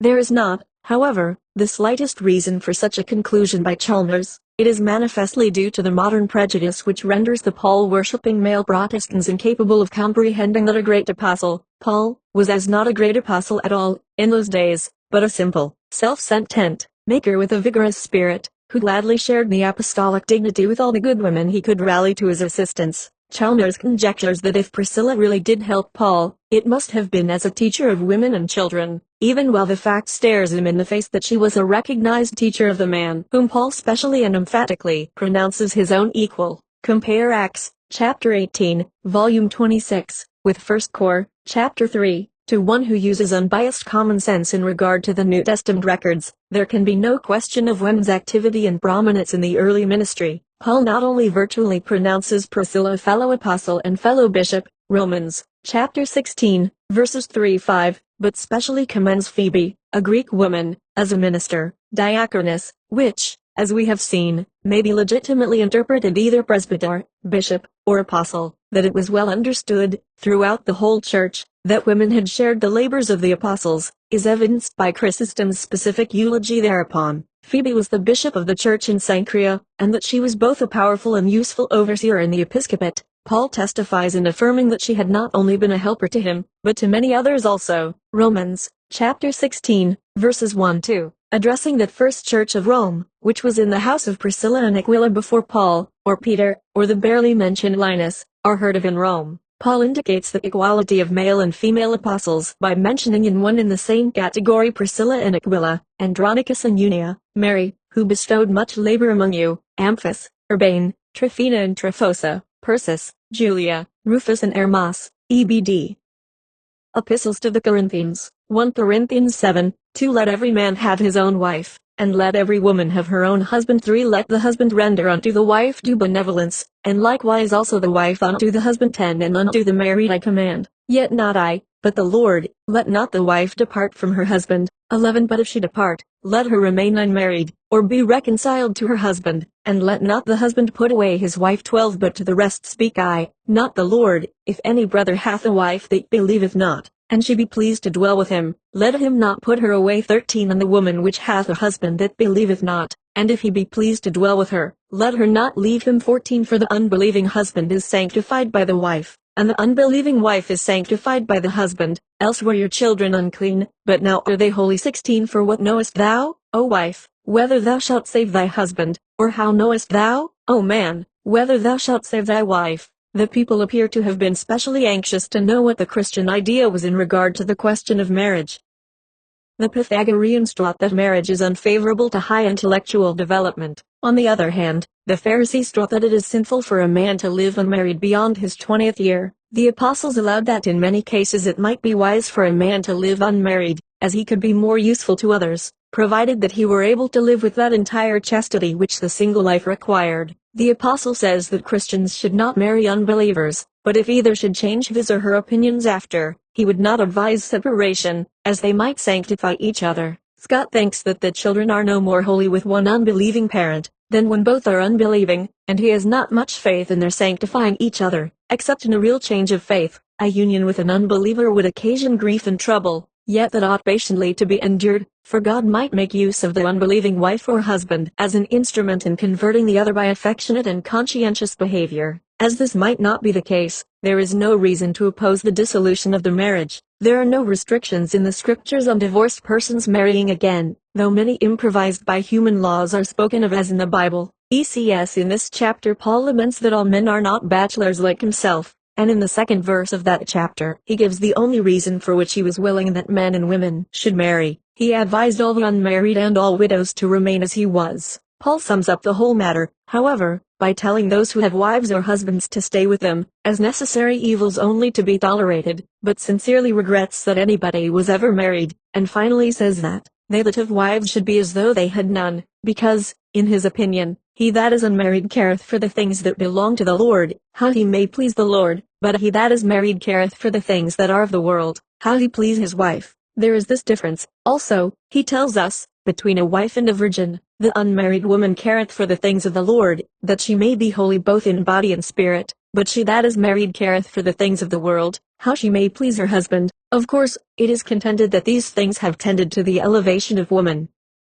The idea that it is better to love the Lord than to love your wife or husband is infinitely absurd. Nobody ever did love the Lord, nobody can, until he becomes acquainted with him. St. Paul also tells us that man is the image and glory of God, but woman is the glory of man, and, for the purpose of sustaining this position, he says, for the man is not of the woman, but the woman of the man, neither was the man created for the woman, but the woman for the man. Of course we can all see that man could have gotten along well enough without woman, and yet this is called inspired, and this apostle Paul is supposed to have known more than all the people now upon the earth. No wonder Paul at last was constrained to say, we are fools for Christ's sake. Anon, 1 Corinthians 3 But I would have you know, that the head of every man is Christ, and the head of the woman is the man, and the head of Christ is God. For every man praying or prophesying, having his head covered, dishonoureth his head. 5 But every woman that prayeth or prophesieth with her head uncovered dishonoureth her head. 7 For a man indeed ought not to cover his head, forasmuch as he is the image and glory of God, but the woman is the glory of the man. 8 For the man is not of the woman, but the woman of the man. 9 Neither was the man created for the woman, but the woman for the man.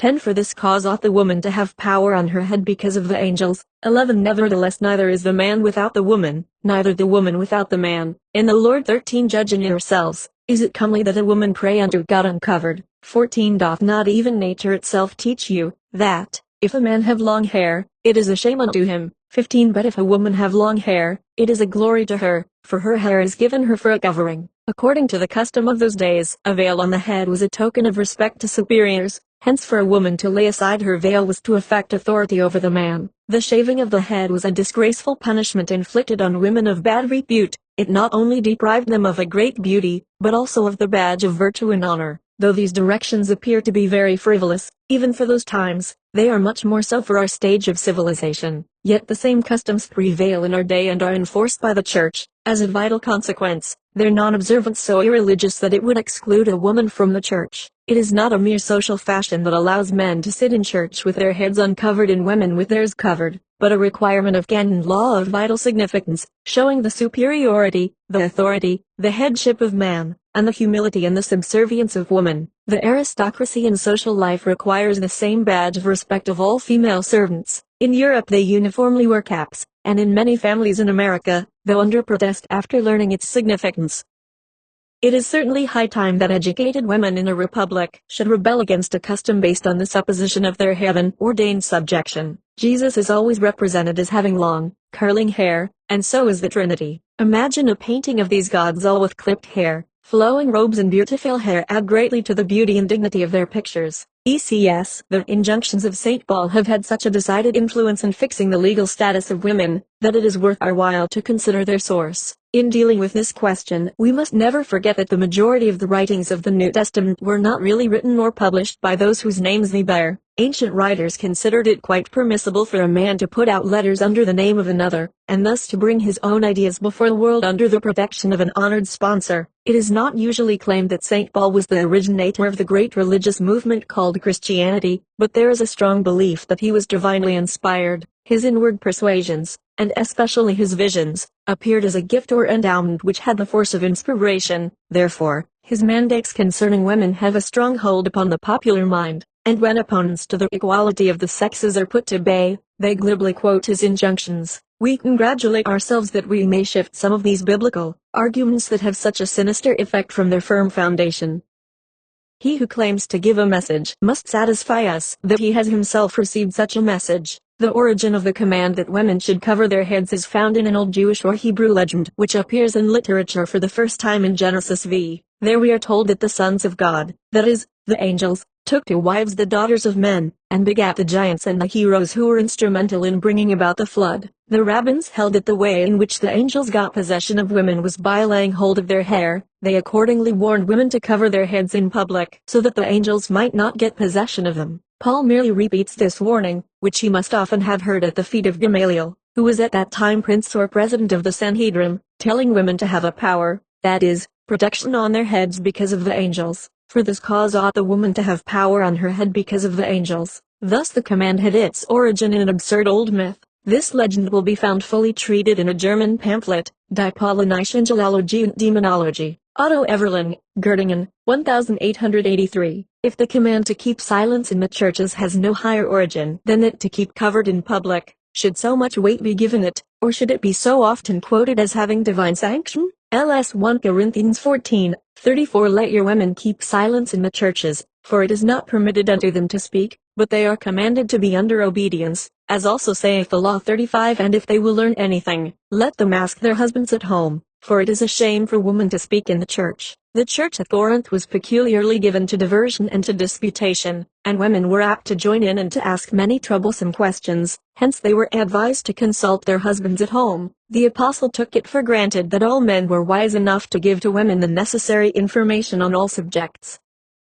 Others, again, advise wives never to discuss knotty points with their husbands, for if they should chance to differ from each other, that fact might give rise to much domestic infelicity. There is such a wide difference of opinion on this point among wise men, that perhaps it would be as safe to leave women to be guided by their own unassisted common sense. ECS Epistles to the Ephesians and Philippians. Ephesians Volume 22 Wives, submit yourselves unto your own husbands, as unto the Lord. 23 For the husband is the head of the wife, even as Christ is the head of the church. 24 Therefore as the church is subject unto Christ, so let the wives be to their own husbands in everything. 25 Husbands, love your wives, even as Christ also loved the church, and gave himself for it. 28 So ought men to love their wives as their own bodies. He that loveth his wife loveth himself. 31 For this cause shall a man leave his father and mother, and shall be joined unto his wife, and they two shall be one flesh. 33 Nevertheless, let every one of you in particular so love his wife even as himself, and the wife see that she reverence her husband. If every man were as pure and as self-sacrificing as Jesus is said to have been in his relations to the church, respect, honor and obedience from the wife might be more easily rendered. Let every man love his wife, not wives, points to monogamic marriage. It is quite natural for women to love and to honor good men, and to return a full measure of love on husbands who bestow much kindness and attention on them, but it is not easy to love those who treat us spitefully in any relation, except as mothers. Their love triumphs over all shortcomings and disappointments. Occasionally conjugal love combines that of the mother, then the kindness and the forbearance of a wife may surpass all understanding. Philippians 5:2 I beseech you, Euodias, and beseech Syntyche, that they be of the same mind in the Lord. 3 And I entreat thee also, true yokefellow, help those women which labored with me in the gospel, with Clement also, and with other my fellow laborers, whose names are in the book of life. There were women of note at Philippi who disagreed and caused divisions in the church. The apostle therefore entreated them to make mutual concessions for the welfare of the church. The yokefellow referred to was supposed by some to have been the husband of one of the women, while others think that he was some eminent minister, but such mention by the apostle must have been highly appreciated by any man or woman for whom it was intended. ECS. Epistles to Timothy, Chapter I, 1 Timothy 2:9 In like manner, also, that women adorn themselves in modest apparel, with shamefacedness and sobriety, not with braided hair, or gold, or pearls, or costly array. 10 But, which becometh women professing godliness, with good works. 11 Let the woman learn in silence with all subjection. 12 But I suffer not a woman to teach, nor to usurp authority over the man, but to be in silence. 13 For Adam was first formed, then Eve. 14 And Adam was not deceived, but the woman being deceived was in the transgression. The apostle Paul, though older than Timothy, had traveled much with him, and was at one time imprisoned with him in Rome. Paul had converted Timothy to the faith and watched over him as a father. He often speaks of him as my son, and was peculiarly beloved by him. When Paul was driven from Ephesus, he wrote this epistle to Timothy for his direction. It is perhaps not fair to judge Paul by the strict letter of the word. We are not well informed of the habits of women in his time in regard to personal adornment. What Paul means by modest apparel, supposing the translation to be correct, we may not precisely understand. Paul speaks especially of braided hair. In his time, Paul evidently considered as of account the extreme susceptibility of his sex to the effect of the garb and adornment of women. The apostles all appeared to be much exercised by the ornaments and the braided hair of the women. While they insisted that women should wear long hair, they objected to having it braided lest the beautiful coils should be too attractive to men. But women had other reasons for braiding their hair beside attracting men. A compact braid was much more comfortable than individual hairs free to be blown about with every breeze. It appears very trifling for men, commissioned to do so great a work on earth, to give so much thought to the toilets of women, ordering the men to have their heads shaved and hair cropped, while the women were to have their locks hanging around their shoulders. Looks as if they feared that the sexes were not distinguishable, and that they must finish nature's work. Women's braids and ornaments had a deeper significance than the apostles seem to have understood. Her necessities compelled her to look to man for support and protection. Hence her efforts to make herself attractive are not prompted by feminine vanity, but the economic conditions of civilization.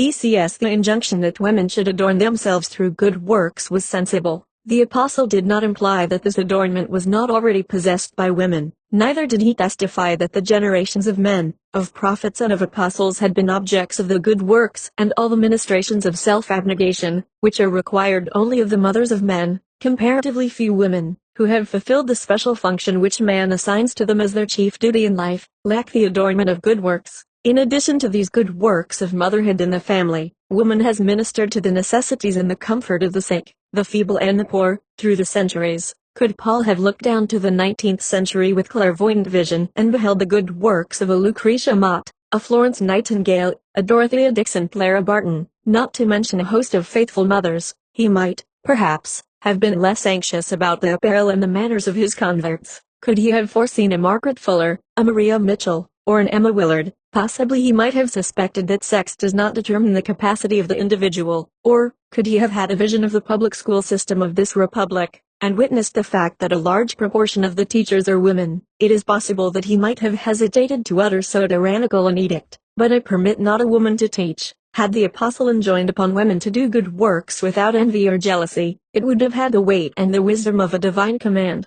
But that, from the earliest record of human events, woman should have been condemned and punished for trying to get knowledge, and forbidden to impart what she has learned, is the most unaccountable peculiarity of masculine wisdom. After cherishing and nursing helpless infancy, the most necessary qualification of motherhood is that of teaching.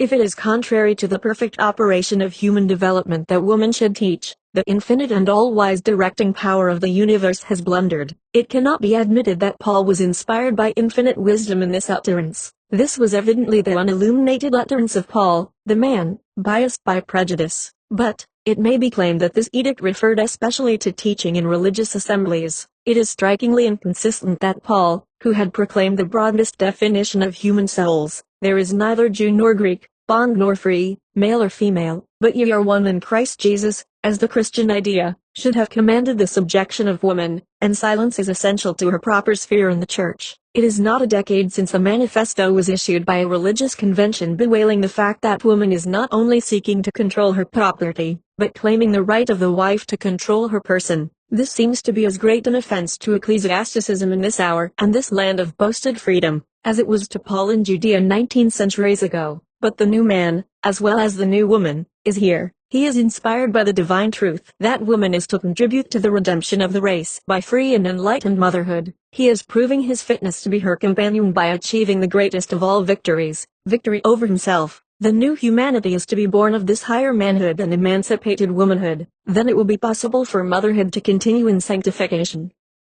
The doctrine of woman, the origin of sin, and her subjection in consequence, planted in the early Christian church by Paul, has been a poisonous stream in church and in state. It has debased marriage and made both canon and civil law a monstrous oppression to woman. And Renan sums up concisely a mighty truth in the following words: the writings of Paul have been a danger and a hidden rock, the causes of the principal defects of Christian theology. His teachings about woman are no longer a hidden rock, however, for, in the light of science, it is disclosed to all truth-seeking minds. How much satisfaction it would have been to the mothers down the centuries, had there been a testimony by Mary and Elizabeth recording their experiences of motherhood, not a statement by them, nor one about them, except what man wrote. Under church law, woman's property, time and services were all at the husband's disposal. Woman was not rescued from slavery by the Reformation. Luther's 95 Theses, nailed upon the church door in Wittenberg, did not assert woman's natural or religious equality with man. It was a maxim of his that no gown worse becomes a woman than that she should be wise. A curious old black-letter volume, published in London in 1632, declares that the reason why women have no control in Parliament, why they make no laws, consent to none, abrogate none, is their original sin. The trial of Mrs. N. Hutchinson, in the 17th century, was chiefly for the sin of having taught men. Today, in free America, a wife cannot collect damages for injury to her person by a municipality. Legally her husband owns her person, and he alone can collect damages if the wife is injured by any defect or mishap for which the administration of the municipality is responsible. This was tested in the Court of Appeals in New York in 1890.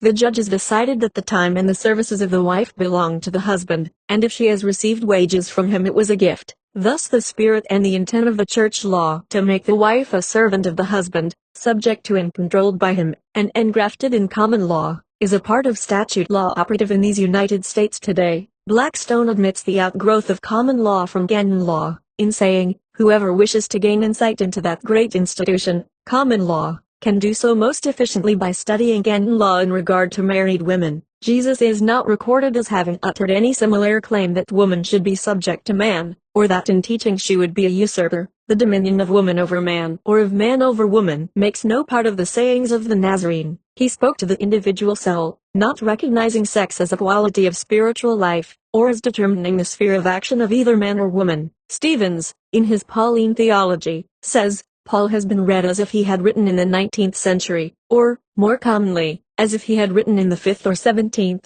as if his writings had no peculiarities arising from his own time, education and mental constitution. Down these 19 centuries in a portion of the Christian church, the contempt for woman which Paul projected into Christianity has been perpetuated. The Protestant evangelical church still refuses to place her on an equality with man. Although Paul said, neither is the man without the woman nor the woman without the man in the Lord, he taught also that the male alone is in the image of God. For a man ought not to have his head veiled forasmuch as he is the image of God, but the woman is the glory of man. Thus he carried the spirit of the Talmud, aggravated and reinforced, into Christianity, represented by the following appointed daily prayer for pious Jews. Blessed art thou, O Lord, that thou hast not made me a Gentile, an idiot nor a woman. Paul exhibits fairness in giving reasons for his peremptory mandate. For Adam was first formed, then Eve, he says. This appears to be a weak statement for the higher position of man. If male man is first in station and authority, is superior because of priority of formation, what is his relation to whales and every living creature that moveth which the waters bring forth, and every winged fowl after his kind, which were formed before him?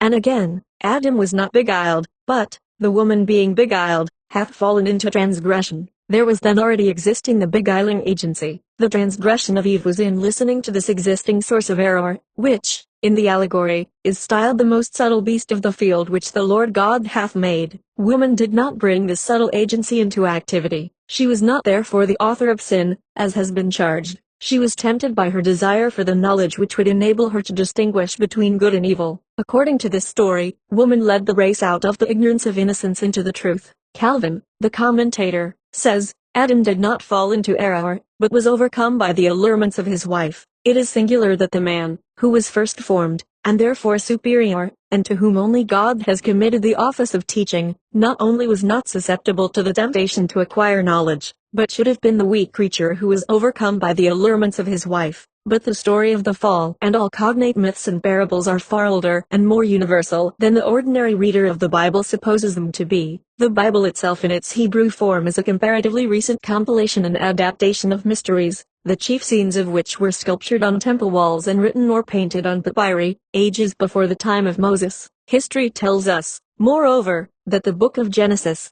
as it now stands, is the work not even of Moses, but of Ezra or Esdras, who lived at the time of the captivity, between 500 and 600 years before our era, and that he recovered it and other writings by the process of intuitional memory. My heart, he says, uttered understanding, and wisdom grew in my breast, for the Spirit strengthened my memory. With regard to the particular myth of the fall, the walls of ancient Thebes, Elephantine, Edfu and Karnak bear evidence that long before Moses taught, and certainly ages before Esdras wrote, its acts and symbols were embodied in the religious ceremonials of the people, of whom, according to Manetho, Moses was himself a priest, and the whole history of the fall of man is, says Sharp, in a work on Egypt, of Egyptian origin.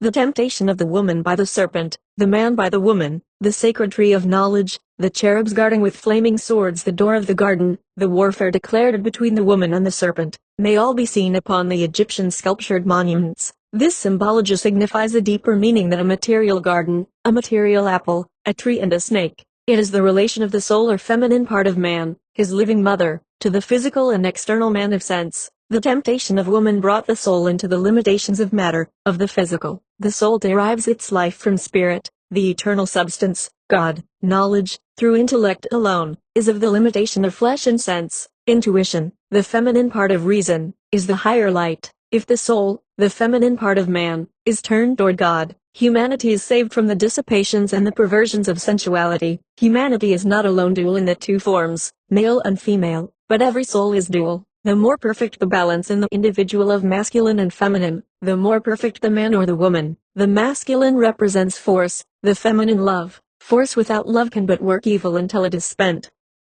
Paul evidently was not learned in Egyptian lore. He did not recognize the esoteric meaning of the parable of the fall. To him it was a literal fact, apparently, and Eve was to be to all womankind the transmitter of a curse in maternity. We know that down to the very recent date of the introduction of anesthetics, the idea prevailed that travail pains are the result of, and punishment for, the transgression of Mother Eve. It was claimed that it was wrong to attempt to remove the curse from woman, by mitigating her suffering in the hour of peril and of agony. Whatever Paul may mean, it is a fact that the women of our aboriginal tribes, whose living was natural and healthful, who were not enervated by civilized customs, were not subject to the sufferings of civilized women, and it has been proven by the civilized woman that a strict observance of hygienic conditions of dress, of diet, and the mode of life, reduces the pangs of parturition. Painless childbearing is a physiological problem, and the curse has never borne upon the woman whose life had been in strict accord with the laws of life. Science has come to the rescue of humanity, in the recognition of the truth, that the advancement as well as the conservation of the race is through the female. The great apostle left no evidence that he apprehended this fact. His audacity was sublime, but it was the audacity of ignorance. No more stupendous demonstration of the power of thought can be imagined, than is illustrated in the customs of the Church for centuries, when in the general canons were found that no woman may approach the altar, a woman may not baptize without extreme necessity, woman may not receive the Eucharist under a black veil. Under Canon 81 she was forbidden to write in her own name to lay Christians,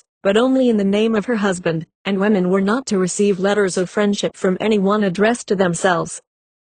Canon law, framed by the priesthood, compiled as early as the 9th century, has come down in effect to the 19th, making women subordinate in civil law. Under canon law, wives were deprived of the control of both person and property. Canon law created marriage a sacrament to be performed at the church door, in order to make it a source of revenue to the church. Marriage, however, was reckoned too sinful to be allowed for many years to take place within the sacred building consecrated to God, and deemed too holy to permit the entrance of a woman within its sacred walls at certain periods of her life. LBC Epistles to Timothy, Chapter 2, 1 Timothy 3, To a bishop then must be blameless, the husband of one wife, vigilant, sober, of good behavior, given to hospitality, apt to teach. 3 Not given to wine, no striker, not greedy of filthy lucre, but patient, not a brawler, not covetous. 4 One that ruleth well in his own house, having his children in subjection with all gravity. 5 For if a man know not how to rule his own house, how shall he take care of the church of God? 8 Likewise must the deacons be grave, not double-tongued, not given to much wine, not greedy of filthy lucre.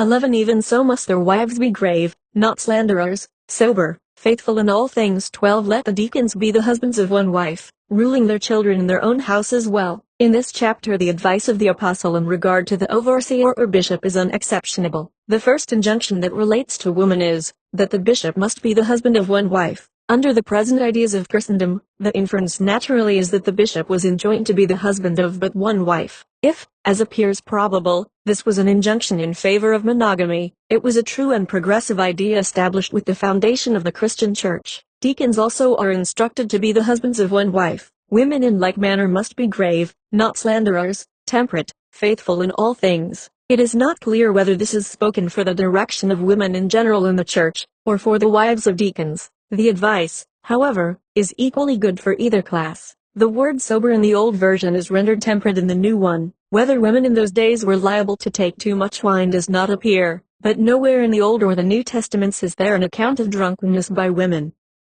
The directions for the conduct of the bishop are explicit. He is to be gentle, not contentious, which sets aside much that distinguishes the masculine nature. In fact, with the exception of the qualification apt to teach, before forbidden, the entire list of the necessary qualities of a bishop is that of womanly characteristics: temperate, sober-minded, i.e., not given to trifling speech, orderly, given to hospitality, no brawler, no striker. This supposedly refers to pugilistic tendencies, but gentle, not contentious. Every qualification is essentially womanly. 1 Timothy verses 3 Honor widows that are widows indeed, for but if any widow have children or nephews, let them learn first to shew piety at home, and to requite their parents, for that is good and acceptable before God. 5 Now she that is a widow indeed, and desolate, trusteth in God. 6 But she that liveth in pleasure is dead while she liveth. 8 But if any provide not for his own, and specially for those of his own house, he hath denied the faith, and is worse than an infidel. 9 Let not a widow be taken into the number under 60 years,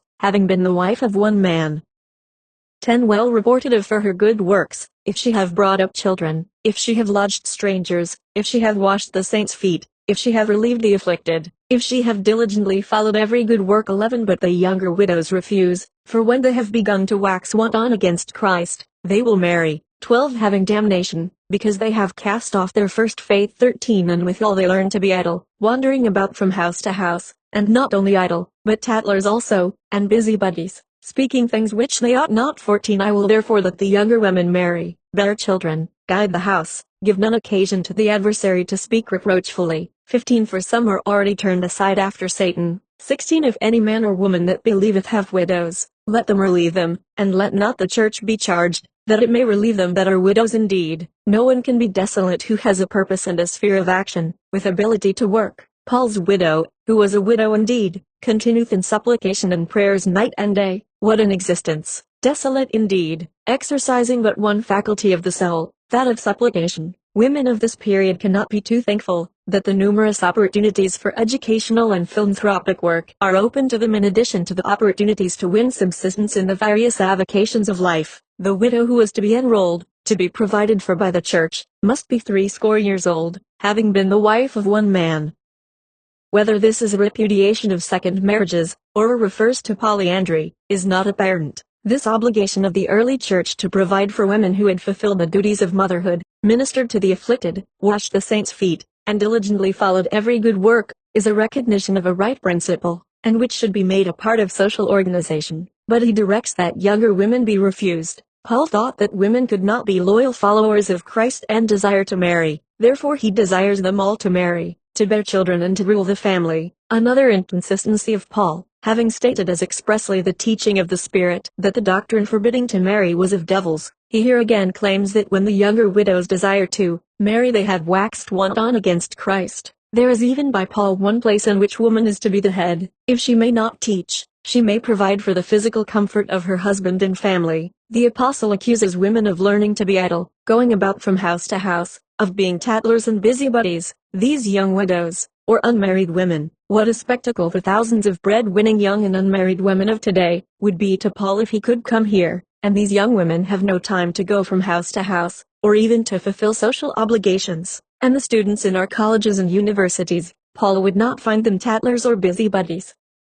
What could the unmarried women of Paul's time do? They had no absorbing mental pursuit or physical occupation. Perhaps they could not read, and there was little for them to study. Lacking mental furnishing to noble ends, they must of necessity deal with trivial matters. What could a woman do who had no home to care for, no business to attend to, perhaps nothing to read, if she could read, no social organizations in which she had a place and part, except the religious assemblies in which she was to be in quietness, in silence? They were not worthy of condemnation if they were going from house to house in tattling. The unmarried woman will not lack opportunity for the dignity of self-support and the ministrations of philanthropy in the new dispensation. Womanhood and its high possibilities of mind and of heart are worthy attainments, even though not crowned with self-elected motherhood. Whether married or unmarried, the highest duty of every living soul, woman or man, is to seek truth and righteousness, and the liberty which is of the spirit of truth does not admit of the bondage of husband and wife, the one to the other. Freedom to seek soul development is paramount to all other demands. 1 Timothy I 2 Timothy, my dearly beloved son, grace, mercy, and peace, from God the Father and Christ Jesus our Lord. 5. When I call to remembrance the unfeigned faith that is in thee, which dwelt first in thy grandmother Lois, and thy mother Eunice, and I am persuaded that in thee also.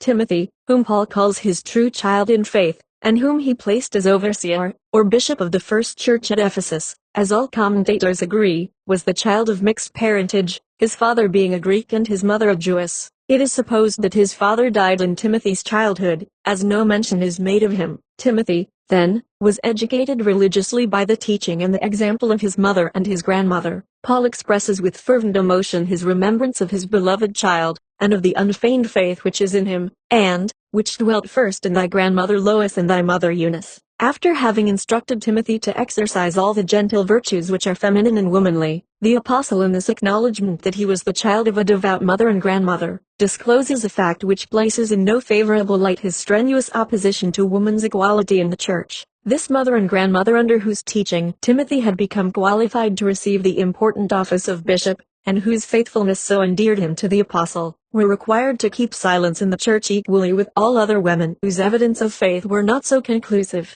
There was no distinction. The ban was placed upon woman solely on the ground of sex. The church has only in this 19th century partially amended this record, by establishing the order of deaconesses for women who devote themselves to good works and to religious teaching. While in the liberal denominations the pulpit is accessible to women, it is only in very recent years that in any evangelistic denomination it has been permissible for a woman to teach. The priesthood are as unwilling today as was Paul in the first century, that women shall be placed on an equality in offices of distinction. Perhaps this disposition comes of a dim, not fully evolved consciousness that, when the present evolution of woman is complete, a new world will result, for woman is destined to rule the world. She is the center and the fountain of its life, which the new man has recently announced from his pulpit.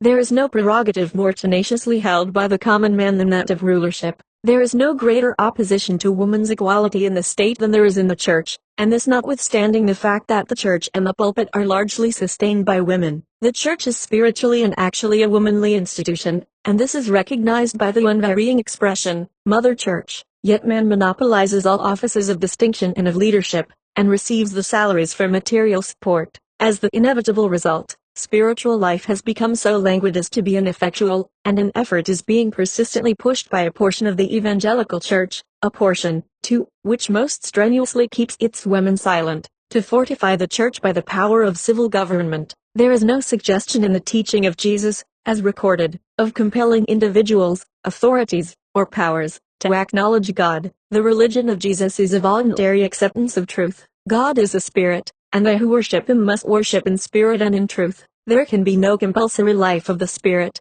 quickened by the source of life, light and love. The masculine idea of compelling a formal acknowledgement of God by the state is entirely unchristian, until the feminine is recognized in the divine being, and justice is established in the church by the complete equality of woman with man. The church cannot be thoroughly Christian. Honor thy father and thy mother is the commandment. The human race cannot be brought to its highest state until motherhood is equally honored with fatherhood in human institutions. LBC.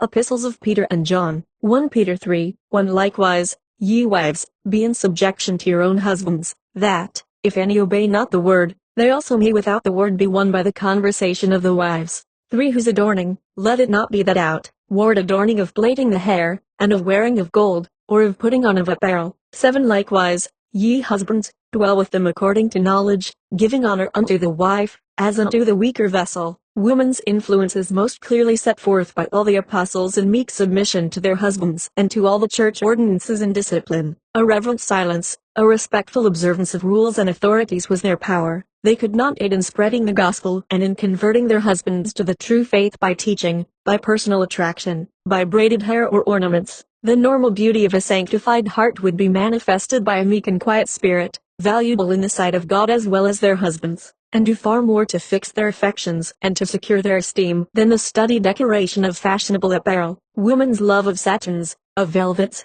of laces, and of jewels, has its corresponding expression in man's love of wealth, of position, and his ambition for personal and family aggrandizement. There is much talk of the poor and the needy, especially during political campaigns. In the autumn of 1896, when the working man's interests formed the warp and woof of every speech, 3,000 children stood in the streets of New York City, for whom there was no room in the schoolhouses and no playgrounds, and yet thousands of dollars were spent in buying votes. Large, well-ventilated homes for those who do the work of the world, plenty of schoolhouses and playgrounds for the children of the poor, would be much more beneficial to the race than expensive monuments to dead men, and large appropriations from the public treasury for holidays and convivial occasions to honor men in high places.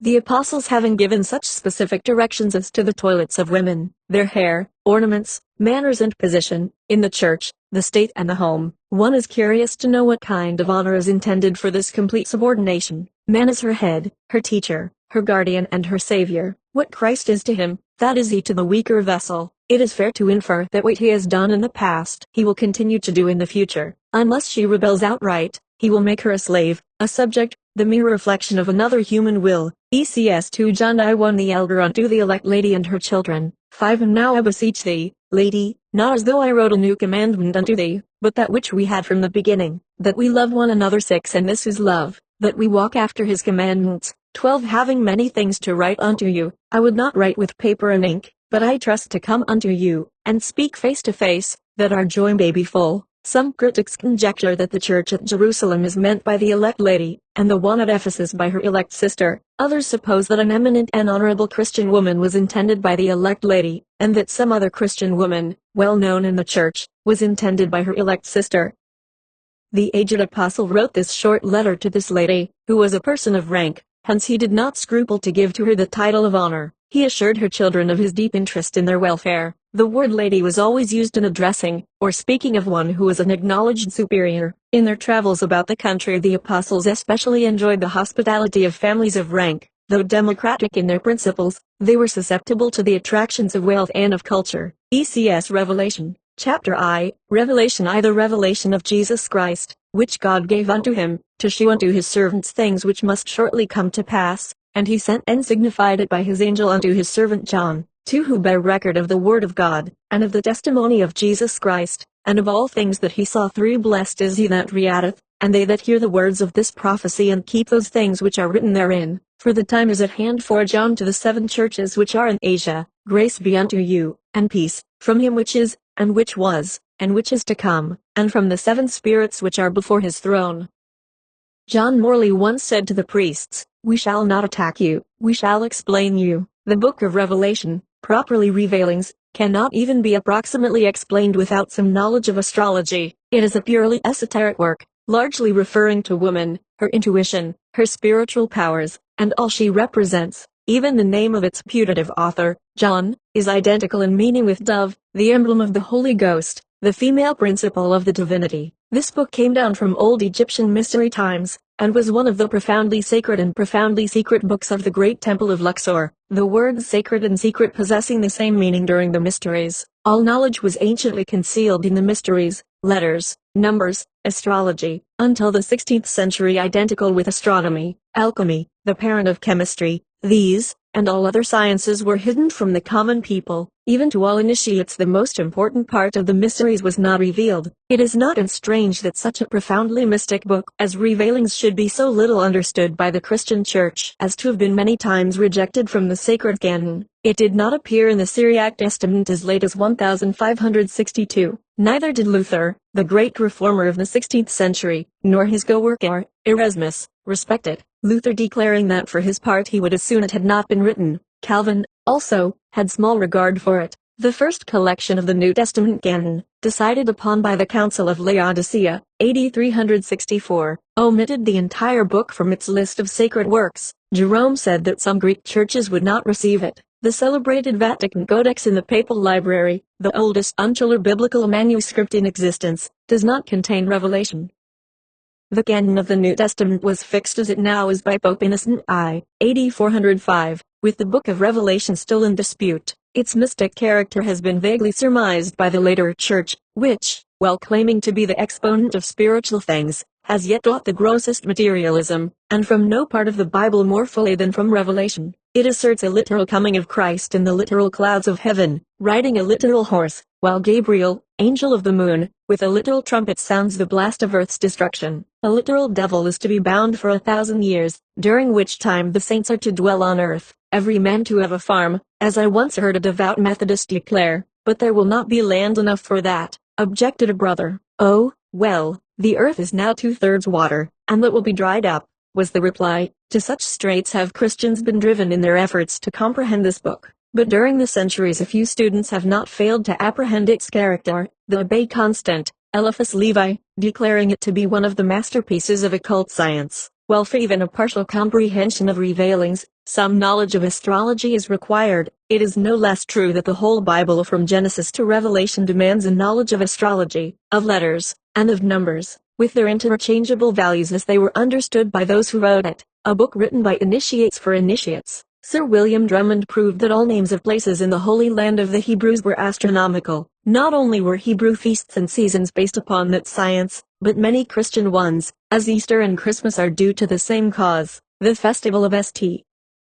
John the Baptist takes place at the time of the sun's lowest southern declination, December 22nd. In like manner the festival of St. John the Evangelist occurs at Midsummer Day, when the sun reaches its highest northern declination. All those church periods are purely astronomical or astrological in character. The Alpha and Omega of Revelation contain profound evolutionary truths, significative of spirit and of matter, or God unmanifested and manifested. The famous 7 churches of Asia, to whom this book was largely addressed, were all astrological and based upon the 7 planets of the ancients. Of these 7 churches, that of Ephesus stood first. On the shores of Aegean Sea, it was famous for its magnificent temple to the moon goddess Artemis, or Diana. This temple was one of the 7 wonders of the ancient world, nations vying with each other in their gifts to add to its splendor, the moon being the emblem or angel of Ephesus. The cry of the multitude when Paul spake there, "Great is Diana of the Ephesians," was an astrological recognition of the power of the moon over human affairs. It is to be noted that none of the 7 churches of Asia received the writings of Paul. In the astrology of Chaldea, as in that of Asia Minor, the moon was first among the planets.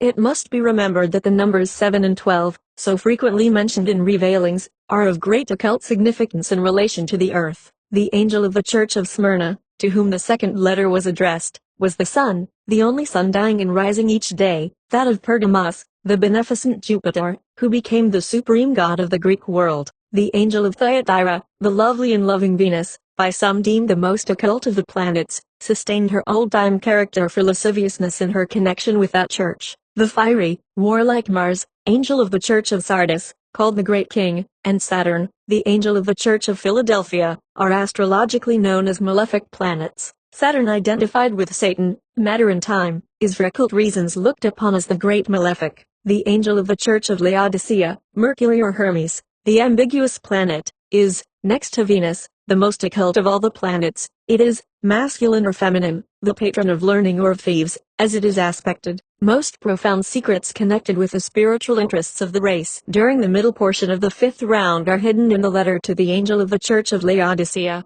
MJG. This book is styled the Apocalypse or Revelation, and is supposed to have been written by John, called the Divine, on the island of Patmos, in the Aegean Sea, whither he was banished. Professor Goldwin Smith, in a recent work entitled Guesses at the Riddle of Existence, thinks that we have but little reliable information as to the writers of either the Old or the New Testaments. In this case, the style is so different from that of John, that the same apostle could not have written both books. Whoever wrote the Revelation was evidently the victim of a terrible and extravagant imagination, and of visions which make the blood curdle. Revelation 2:18. And unto the angel of the church in Thyatira write. 19. I know thy works, and charity, and service, and faith, and thy patience. 20. Notwithstanding I have a few things against thee, because thou sufferest that woman Jezebel, which calleth herself a prophet, to teach and to seduce my servants. 21. And I gave her space to repent, and she repented not. 22. Behold, I will cast her into great tribulation. 23. And I will kill her children, and all the churches shall know that I am he which searcheth the hearts, and I will give unto every one of you according to your works. The town of Thyatira lay to the southeast of Pergamos. The epistle to the church was sent by John, with some commendations, but it was said that there was a worm at the root of its prosperity, which would destroy the whole unless it were removed. It is not agreed whether that expression Jezebel is to be understood literally or figuratively. From the reading of some manuscripts it has been thought that the wife of the presiding minister was intended, that she had obtained great influence in the affairs of the church and made a bad use of it, that she pretended to have prophetic gifts, and under that sanction propagated abominable principles. The figurative meaning, however, seems more suited to the style and the manner of this book, and in this sense it denotes a company of persons, of the spirit and character of Jezebel, within the church under one principal deceiver, Jezebel, a Zidonian and a zealous idolater, being married to the king of Israel Ahab contrary to the divine law, used all her influence to draw the Israelites from the worship of Jehovah into idolatry. Satan and woman are the chief characters in all the frightful visions, and the sacred period of modernity is made to illustrate some of the most terrible upheavals in national life, as between the old dragon and the mother of the race. Whatever this book was intended to illustrate, its pictures are painfully vivid. ECS Revelation, Chapter 2, Revelation 12. And there appeared a great wonder in heaven, a woman clothed with the sun, and the moon under her feet, and upon her head a crown of 12 stars. 2. And she being with child travailed in birth. 3. And there appeared another wonder in heaven, and behold a great red dragon, having 7 heads and 10 horns, and 7 crowns upon his heads. 4. And his tail drew the third part of the stars of heaven, and the dragon stood before the woman to devour her child as soon as it was born. 5. And she brought forth a man-child, that was caught up unto God. 6. And the woman fled into the wilderness, where she hath a place prepared of God. 13. And when the dragon saw that he was cast unto the earth, he was wroth with the woman, and went to make war with the remnant of her seed. The constellation Draco, the great serpent, was at one time ruler of the night, being formerly at the very center of the heavens, and so large that it was called the great dragon. Its body spread over 7 signs of the zodiac, which were called its 7 heads. So great a space did it occupy, that, in mystic language, it drew a third part of the stars from heaven and cast them to the earth. Thuban, in its tail, was formerly the pole star, or judge of the earth. It approached much nearer the true pole than Cynosura, the present pole star, which is 1½ degrees distant and will never approach nearer than 12 minutes, while Thuban was only 10 minutes distant. At an early day serpents were much respected. They were thought to have more pneuma or spirit than any other living thing, and were termed fiery. For this cause high initiates were called Naga, or serpents of wisdom, and a living serpent was always carried in the celebration of the mysteries. During the brilliant 18th and 19th Egyptian dynasties, Draco was a great god, but when this constellation lost its place in the heavens, and Thuban ceased to be the guiding sidereal divinity, it shared the fate of all the fallen gods. The gods of our fathers are our devils, says an Arabic proverb. When Revealings was written, Draco had become a fallen angel representing evil spirituality. By precessional motion the foot of Hercules rests upon its head, and we find it depicted as of the most material color, red, Colors and jewels are parts of astrology, and ancient cities, as Ecbatana, were built and colored after the planets. The New Jerusalem of Revealings is purely an astrological city, not to be understood without a knowledge of mystic numbers, letters, jewels and colors. So, also, the 24 elders of Revealings are 24 stars of the Chaldean zodiac, counselors or judges, which rose and set with it. Astrology was brought into great prominence by the visit of the Magi, the zodiacal constellation Virgo, the woman with a child, ruling Palestine, in which country Bethlehem is situated. The great astronomer and astrologer, Ptolemy, judged the character of countries from the signs ruling them, as to this day is done by astrologers. The woman attacked by the great red dragon, Chrysippe, was known as Nimmak, the mighty lady. For many centuries, at intervals of about 300 years, a brilliant star suddenly appeared in this constellation, remaining visible a few months, then is suddenly disappearing. In mystic phraseology, this star was a child. It was seen AD 945, AD 1264, and was noted by Tycho Brahe and other astronomers in 1562, when it suddenly became so brilliant that it could be seen at midday, gradually assuming the appearance of a great conflagration, then is gradually fading away. Since thus caught up to the throne of God, this star child has not again appeared, although watched for by astronomers during the past few years. The Greeks, who borrowed so much from the Egyptians, created from this book the story of Andromeda and the monster sent by Neptune to destroy her, while Madame Blavatsky says that St. John's dragon is Neptune, a symbol of Atlantine Magi. The crown of 12 stars upon the head of the apocalyptic woman are the 12 constellations of the zodiac. Clothed with the sun, woman here represents the divinity of the feminine, its spirituality as opposed to the materiality of the masculine. For in Egypt the sun, as giver of life, was regarded as feminine, while the moon, shining by reflected light, was looked upon as masculine. With her feet upon the moon, woman, corresponding to and representing the soul, portrays the ultimate triumph of spiritual things over material things, over the body, which man, or the male principle, corresponds to and represents. There was war in heaven, the wonderful progress and freedom of woman, as woman, within the last half-century, despite the false interpretation of the Bible by the Church and by masculine power, is the result of this great battle, and all attempts to destroy her will be futile. Her day and hour have arrived, the dragon of physical power over her, the supremacy of material things in the world, as depicted by the male principle, are yielding to the spiritual, represented by woman. The eagle, true bird of the sun and emblem of our own great country, gives his wings to her aid, and the whole earth comes to help her against her destroyer, and thus must Revealings be left with much truth untouched, yet with the hope that what has been written will somewhat help to a comprehension of this greatly misunderstood yet profoundly sacred and secret book, whose true reading is of such vast importance to the human race. MJG here is a little well-intended respect for woman as representing the Church. In this vision she appears clothed with the sun, and the moon under her feet, which denotes her superiority, says the commentator, to her reflected feebler light of the Mosaic dispensation. The crown of 12 stars on her head represents her honorable maintenance of the doctrines of the Church. Just as the woman was watched by the dragon, and her children devoured, so was the Church watched and persecuted by the emissaries of the papal hierarchy. The 7 heads of the dragon represent the 7 hills on which Rome is built, the 10 horns, 10 kingdoms into which the Western Empire was divided. The tail of the dragon drawing a third part of the stars represent the power of the Romans, who had conquered 1/3 part of the earth. Revelation 17:3 So he carried me away in the spirit into the wilderness, and I saw a woman sit upon a scarlet-colored beast, full of names of blasphemy, having 6 heads and 10 horns. For in the woman was arrayed in purple and scarlet color, and decked with gold and precious stones and pearls, having a golden cup in bar hand 5, and upon her forehead was a name written, Mystery, Babylon the Great.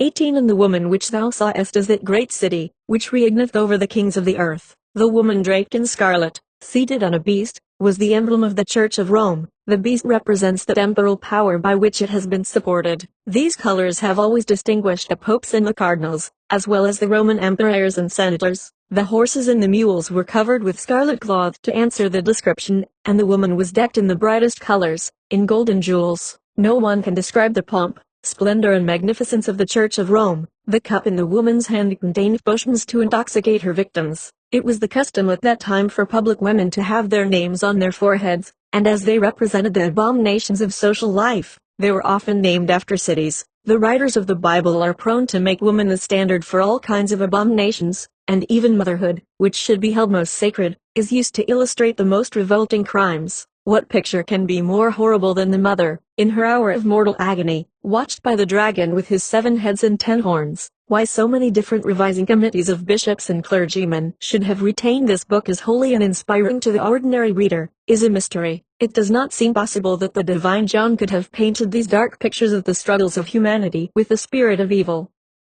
Verily, we need an expurgated edition of the Old and the New Testaments before they are fit to be placed in the hands of our youth to be read in the public schools and in theological seminaries, especially if we wish to inspire our children with proper love and respect for the mothers of the race. ECS Appendix. Ignorance is the mother of devotion. Jeremy Taylor. The following letters and comments are in answer to the questions. 1. Have the teachings of the Bible advanced or retarded the emancipation of women? 2. Have they dignified or degraded the mothers of the race? Dear Mrs. Stanton, I believe, as you said in your birthday address, that women ought to demand that the canon law, the Mosaic Code, the scriptures, prayer books and liturgies be purged of all invidious distinctions of sex, of all false teaching as to woman's origin, character and destiny. I believe that the Bible needs explanation and comment on many statements therein which tend to degrade woman. Christ taught the equality of the sexes, and Paul said, there is neither male nor female, ye are all one in Christ Jesus. Hence I welcome the Woman's Bible as a needed commentary in regard to woman's position. Phoebe A. Hannaford. If the suggestions and teachings of the various books of our Bible, concerning women, are compared with the times in which severally they probably were written, in general they are certainly in advance of most contemporary opinion.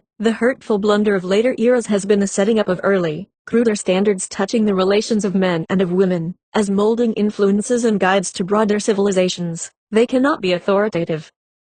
I believe that the Bible's golden rule has been the real substratum of all religions, when fairly applied from their own point of view, but the broader and more discriminating applications of the rule theoretically both to men and to women in every relation of life have made, and necessarily must have made, most of the earlier practical regulations and teachings, beneficent perhaps in their day, pernicious in ours when regarded as still authoritative, interpreted by its fundamental principles, in the light of its time, not in the fast increasing light of ours, which, as I understand it, is your searchlight and that of your collaborators. I have very little quarrel with the Bible, but neither have I much quarrel with Buddhism, with paganism in general, or with any serious religious cult, tested in the same way. Turn on the light and so change the point of view. But criticism of ancient creeds, literatures or morals, to be entirely fair and just must be comparative criticism. To be broadly comparative it must virtually include contemporary and intermediate as well as existing creeds, literatures or morals. Very sincerely yours,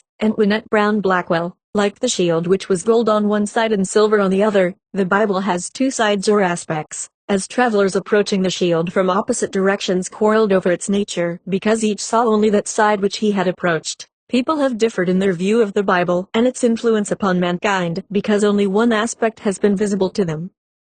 Acceptance of the Bible literally tends to retard the development of both man and woman, and consequently the establishment of their highest and best relation to each other, a relation upon which depends their usefulness to the community. Both the law of Moses and the teachings of Paul, thus considered, belittle woman more than they exalt her, while words of praise and promises of future place and power are not altogether lacking. This is the impression left upon the mind of the reader who is not able to pass around to the other side and gain another view. Exoterically considered, the Bible offers less of the ethical and the spiritual than of the physical possibilities of woman as the complement to man, but esoterically considered, it is found to exact the spiritual possibilities above the rest, above even the like possibilities of the man. The Bible has been, and will continue to be, a stumbling block in the way of development of inherent resources, consequently of that ruinous civilization, in proportion to the strength of its exoteric aspect with a people. It will cease to be a stumbling block and become a powerful impetus in the desired direction instead, when its inner meaning becomes revelator, companion and friend. In the literal rendering of the Bible, woman appears first and above all as man's subordinate, but this inner meaning shows her first and above all as the individual equal with him, and afterward his complement, or what she is able to be for him. Portrayed as the mother of the Savior of the world, one woman is exalted above all women when only physical motherhood is seen, and the consequence has been that one woman has been worshipped and the sex has been crucified. This one woman has been lifted above her place, and all women have fallen correspondingly below it. not till the light that lighteth every man that cometh into the world shall pierce with its rays the darkness of their sensuous nature, will woman's spiritual motherhood for the race be discerned as the way of its redemption from that darkness and its consequences. As that light is uncovered in individual souls, the inner meaning of the Bible will appear, woman's nature as the individual and her true relativity to man be seen. Then the mistakes which have been ignorantly made will be rectified, because both sides of the shield will be seen. Men and women will clasp hands as comrades with a common destiny. Religion and science will each reveal their destiny and prove that truth which the Bible even exoterically declares, that the woman is the glory of the man. Ursula and Gestefeld, it is requested that I shall answer 2 questions. 1. Has the Bible advanced or retarded woman's emancipation? 2. Has it elevated or degraded the mothers of the race? If by emancipation is meant the social, legal and political position of women, and if by the Bible the authorized version of the Old Testament, it would be difficult to prove that the opponents of that emancipation have not derived their narrow views from many passages in the Bible. This, however, applies only to the exoteric interpretation, the weak points of which have been so mercilessly exposed in Part 1 of the Woman's Bible. The divine wisdom whose occult truths form the basis of Judaism, of Christianity and of all other religions, has nothing to do with the subjection of sex. And to be fair, we must confess that there are many texts in the exoteric version which proclaim the equality of woman, notably the first chapter of Genesis. I believe that H.P. Blavatsky was right when she said of the Bible, it is a grand volume, a masterpiece composed of clever, ingenious fables, containing great verities, but it reveals the latter only to those who, like the initiates, have a key to its inner meaning. A tale sublime in its morality and didactics, truly, still a tale and an allegory, a repertory of invented personages in its older Jewish portions, and of dark sayings and parables in its later editions, and thus quite misleading to anyone ignorant of its esotericism. This being the case, the discussion which the Woman's Bible raises is to my judgment somewhat futile. It is said that from Genesis to Revelation the Bible degrades woman, does it not? As it stands, equally in many passages degrade the conception of the Supreme Being. Many noble and divine truths have been utterly degraded by the coarse fallacies of men. All this is so sure to be made clear in the near future that I am doubtful of the wisdom of laying too much stress on passages whose meaning is entirely misunderstood by the vast majority of Christians. Slowly we see a light breaking. When the dawn comes we shall have a revision of the Bible on very different lines from any yet attempted. In the meantime, may we not ask, is there any curse or crime which has not appealed to the Bible for support? Polygamy, capital punishment, slavery and war have all done so. Why not the subjection of women? Let us hold fast that which is good in the Bible, and the rest will modify itself in the future, as it has done in the past, to the needs of humanity and the advance of knowledge. London, England. Ursula Bright, Mrs. Elizabeth Cady Stanton. Dear Madam, I have received your letter and the specimen of the Woman's Bible which you have sent me. I have not had time to examine it minutely, but I have been aware of your purpose from the beginning. I am afraid that I cannot say anything which you will wish to print, for I look upon the Bible very differently from what you do. I have no superstitious reverence for it, but hold it in high regard as a valuable collection of very old literature, well representing the thought and the life of a great, earnest people at different periods of their career. As such, it is full of precious lessons of wisdom and of sweet and beautiful poetry. I certainly could not endorse Mr. White's statement, for I have very recently in public lectures spoken of the great value of this collection as one of the best educators of the common people in Christendom generally, and especially in Scotland and the United States. I should say the same, so far as my knowledge extends, of the Quran and other so-called sacred books, that the superstitious worship of the Bible is a direct revelation from God, and the practice of using what is merely the history of human life as authority for human action now, or as prophecy, has produced or strengthened great evils in the world. I readily admit, and I welcome all the thorough and searching criticism which can be applied to the Bible, but nothing is gained by exaggeration. There are noble examples of woman in the Old Testament of the heroic type, as in the New Testament of the tender and loving one. The whole subject of the relations of the sexes is a deep and difficult one, and the ages have been struggling with it. That woman is handicapped by peculiarities of physical structure seems evident, and according to the character of the age these are more or less unfavorable. Civilization in many instances has emphasized and increased them to her great disadvantage, but it is only by making her limitations her powers that the balance can be restored, and in an age of more intellectual and spiritual superiority this will come to pass. I read this in the development of woman's life in education, in industry and in self-support. I have tried to express my views frankly, although I cannot fully illustrate them in a brief letter, which is all I have time for at present. Your own active mind will follow out whatever there is of value in my thought. Yours very respectfully, Jamaica Plain, Mass. Edna D. Cheney. The Bible, both the books of the Old Testament and of the New, express the views in regard to woman which prevailed when those books were written. The conception in regard to woman was that she was naturally man's inferior, that her position should be one of subordination, that she should have no will of her own, except as it was in accord with that of her father, husband, or master. The enlightened portions of the world have gradually been outgrowing these ideas. This progress has constantly been opposed by the influence of Bible teachings on the subject. The influence of the Bible against the elevation of woman, like its influence in favor of slavery, has been great because of the infallibility and the divine authority with which the teachings of the Bible have been invested. If the Bible had, like other books, been judged by its actual merits, in the light of reason and common sense, its teachings about woman would have had no authoritative weight. But when millions have for centuries been brought up to believe that the Bible is an inspired and infallible revelation from God, its influence has been mischievous in 1,000 ways. A collection of books which teaches, as from God, that man was made first for the glory of God, and woman for man simply, that woman was first to sin, and therefore should be in submission to man, that motherhood implies moral impurity and requires a sin offering, twice as much in the case of a female as a male child, must have continued to keep woman in a degraded condition just in proportion as such ideals have been believed to be true and inspired by God. The advancement of woman throughout Christendom has been going on only where these doctrines have been outgrown or modified through the influence of science, of skepticism, and of liberal thought generally.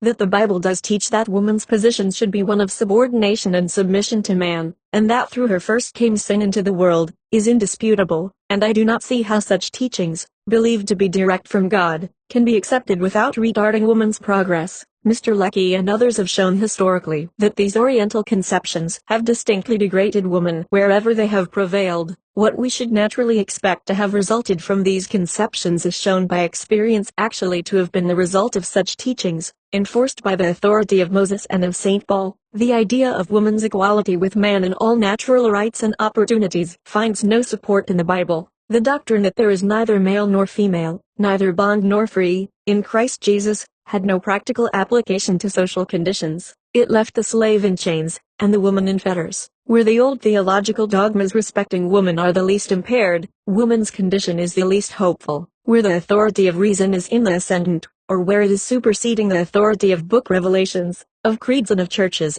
woman's position is the most advanced, her rights are the most completely recognized, her opportunities for progress the most fully allowed, and her character the most fully developed. Sarah A. Underwood. A solution, in accordance with the fundamental laws of ethics, of the woman question, which is a part of the great social question, can be arrived at only by a transformation of the social order of things, made in conformity with the principle of equal liberty and equal justice to each and every one. As a necessary proposition to let this principle be universally recognized, we must designate the philosophical view of the world, based upon scientific materialism, which former, penetrated by the conviction that the natural doctrine of evolution also retains its validity with regard to the mental, vital principles of humanity, believes in the social, political and ethical evolution of human society, from which progressive evolution, the equal claim to all social relations of the female and the male halves of humanity, are inseparable. As the firmest enemy of modern ethics based upon scientific knowledge of natural laws, there stands the Christian religion, the outspring of the Jewish one, which former rested upon the principle of the necessary subordination of woman to man. In consequence thereof energetically combats the attempts for equal rights to both sexes, and, as far as lies in its power, ever will and must combat the same. To the influence of the Christian Church upon social conditions, we must in the first instance ascribe that, notwithstanding all advances of culture, the mental development of the female sex has been systematically kept back through all these tens of centuries, and not only for the reason that the Christian religion considers woman as a creature inferior to man, owing to the legendary eating of the apple by Eve. Satan, says St. Augustine, considered the man to be less credulous and approachable, but also, and possibly foremost of all, for the reason that the Christian Church knows very well that in woman, intellectually undeveloped, and therefore easy to be led, and ready to lend a willing ear to priestly promptings, it possesses its most powerful ally, and knows that it would lose that powerful support as soon as women, by a thorough mental training, by an elevating education adapted to their condition of mind and of fortune, would be taken away from clerical influences. As a contrast to the lying statement, which falsifies the historical facts, that the Christian religion has raised the condition of woman. The Christian Church offers to women nothing but serfdom, and it is the first duty of those women who combat for right and liberty to unite in the fight against religious obscurity, against the powers of darkness and the suppression resting on the Church.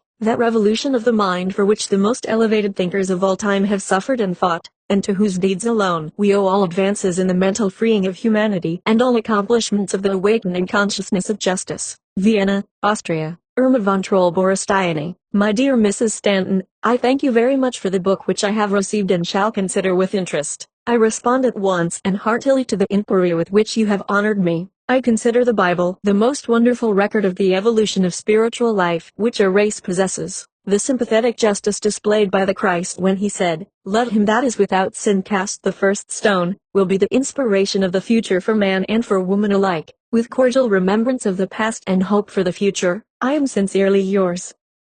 Hastings, London, England. Elizabeth Blackwell. Since it is accepted that the status of woman is the gauge of civilization, this is the burning question which now presents itself to Christendom. If the Bible had elevated woman to her present status, it would seem that the fact could be demonstrated beyond question, yet today the whole Christian world is on the defensive, trying to prove the validity of this claim. Despite the opposition of Bible teaching, woman has secured the right to education, to speak and to print her thoughts. Therefore her answer to these questions will decide the fate of Christian civilization. In Genesis the Bible strikes the key note of woman's inferiority and subjection, and the note rings true through every accepted and rejected book which has ever constituted the Bible. In the face of this fact, the supreme effort of the Christian Church has been to inculcate the idea that Christianity alone has elevated woman, and that all other religions have degraded and enslaved her. It has feared nothing so much as to face the truth. Women have but to read the Bible and the history of Christianity in conjunction with the sacred books and the histories of other religions to discover the falsity of this claim, and that the Bible cannot stand the light of truth. The Bible estimate of woman is summed up in the words of the president of a leading theological seminary when he exclaimed to his students, "My Bible commands the subjection of women forever." In an address to the graduating class of a women's college in England, Mr. Gladstone, in awarding the diplomas, said, "Young women, you who belong to the favored half of the human race, enormous changes have taken place in your positions as members of society. It is almost terrible to look back upon the state of women 60 years ago, upon the manner in which they were viewed by the law, and the scanty provision made for their welfare, and the gross injustice, the flagrant injustice, the shameful injustice, to which in certain particulars they were subjected. Great changes are taking place, and greater are impending. For centuries England has been the light of the Christian world, yet what an indictment is this against Christian England by the greatest living defender of the Bible and the Christian religion. This one statement of Mr. Gladstone at once refutes the claim that the Bible has elevated woman, and confirms the idea of the president of the theological seminary. Add to these declarations the true condition of women today, and the testimony that the Bible bears against itself, and the falsity of the claim that it has elevated woman as it once established. If Mr. Gladstone acknowledges the gross, flagrant and shameful injustice to woman 60 years ago in Christian England, what can be said of woman's condition 600 or 1600 years ago, when the Bible held the greatest sway over the human mind and Christianity was at the zenith of its power, when it was denied that woman has a soul, when she was bought and sold as the cattle of the field, robbed of her name, her children, her property, and elevated, on the gibbet of infamy, and on the high altar of lust by the decree of the Christian priesthood?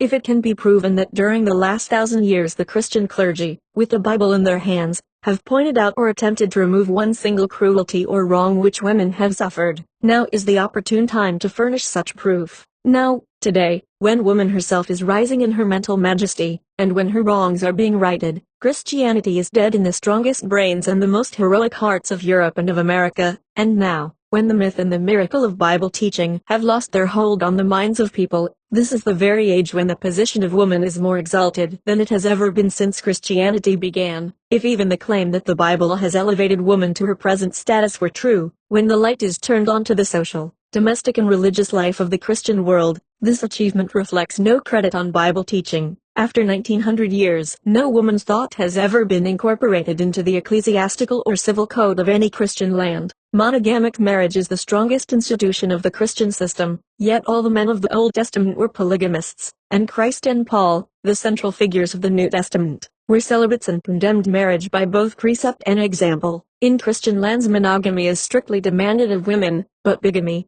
trigamy, and polygamy are in reality practiced by men as one of the methods of elevating women. Largely, the majority of men have one legal wife, but assisted by a small percent of youths and of bachelors, Christendom maintains an army of several millions of courtesans. Thousands of wretched women are yearly driven to graves in the potter's field, while manhood is degraded by deception, by drunkenness and by disease, and the blood of the innocents cries out against a system which thus elevates woman.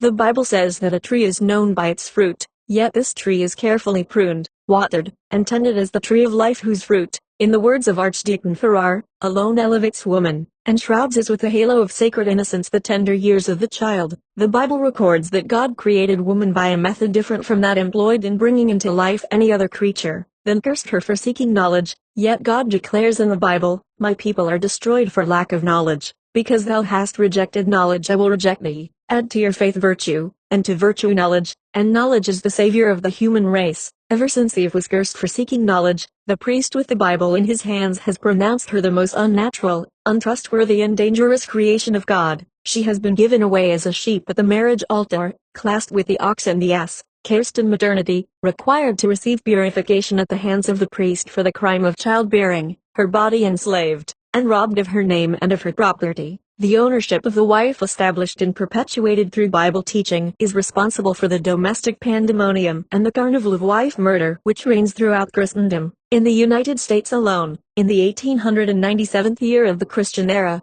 3,482 wives, many with unborn children in their bodies, have been murdered in cold blood by their husbands. Yet the Christian clergy from their pulpits reprove women for not bearing more children in the face of the fact that millions of the children who have been born by Christian women are homeless tramps, degraded drunkards, victims of disease, inmates of insane asylums or prisons, condemned to the scaffold, or bond slaves to priests or to plutocrats who revel in wealth at the expense of women whom it is claimed that the Bible has emancipated and elevated. Behold, I was shapen in iniquity, and in sin did my mother conceive me. This declaration of the Bible puts the brand of infamy upon every woman who ever bore a child, and this, it is claimed, elevates the mothers of the race. The wife who places her destiny in the keeping of the father of her children bestows upon him the wealth of her affection, who is to bear the blood and the name of her husband to conquests yet undreamed of, and to generations yet unborn, is by divine decree made a fountain of iniquity. Would not men and women rather pluck their tongues out by the roots than brand with infamy the mothers who went down into the valley and the shadow of death to give birth to them? Place the Bible Trinity of Father, Son and Holy Ghost beside the Homeric Trinity, Father, Mother and Child, and prove that the Bible has elevated woman. The Homeric conception of woman towers like the Norway pine above the noxious growth of the Mosaic ideal. Compare the men and the women of the Bible with the stately figures culled from the temple of pagan antiquity.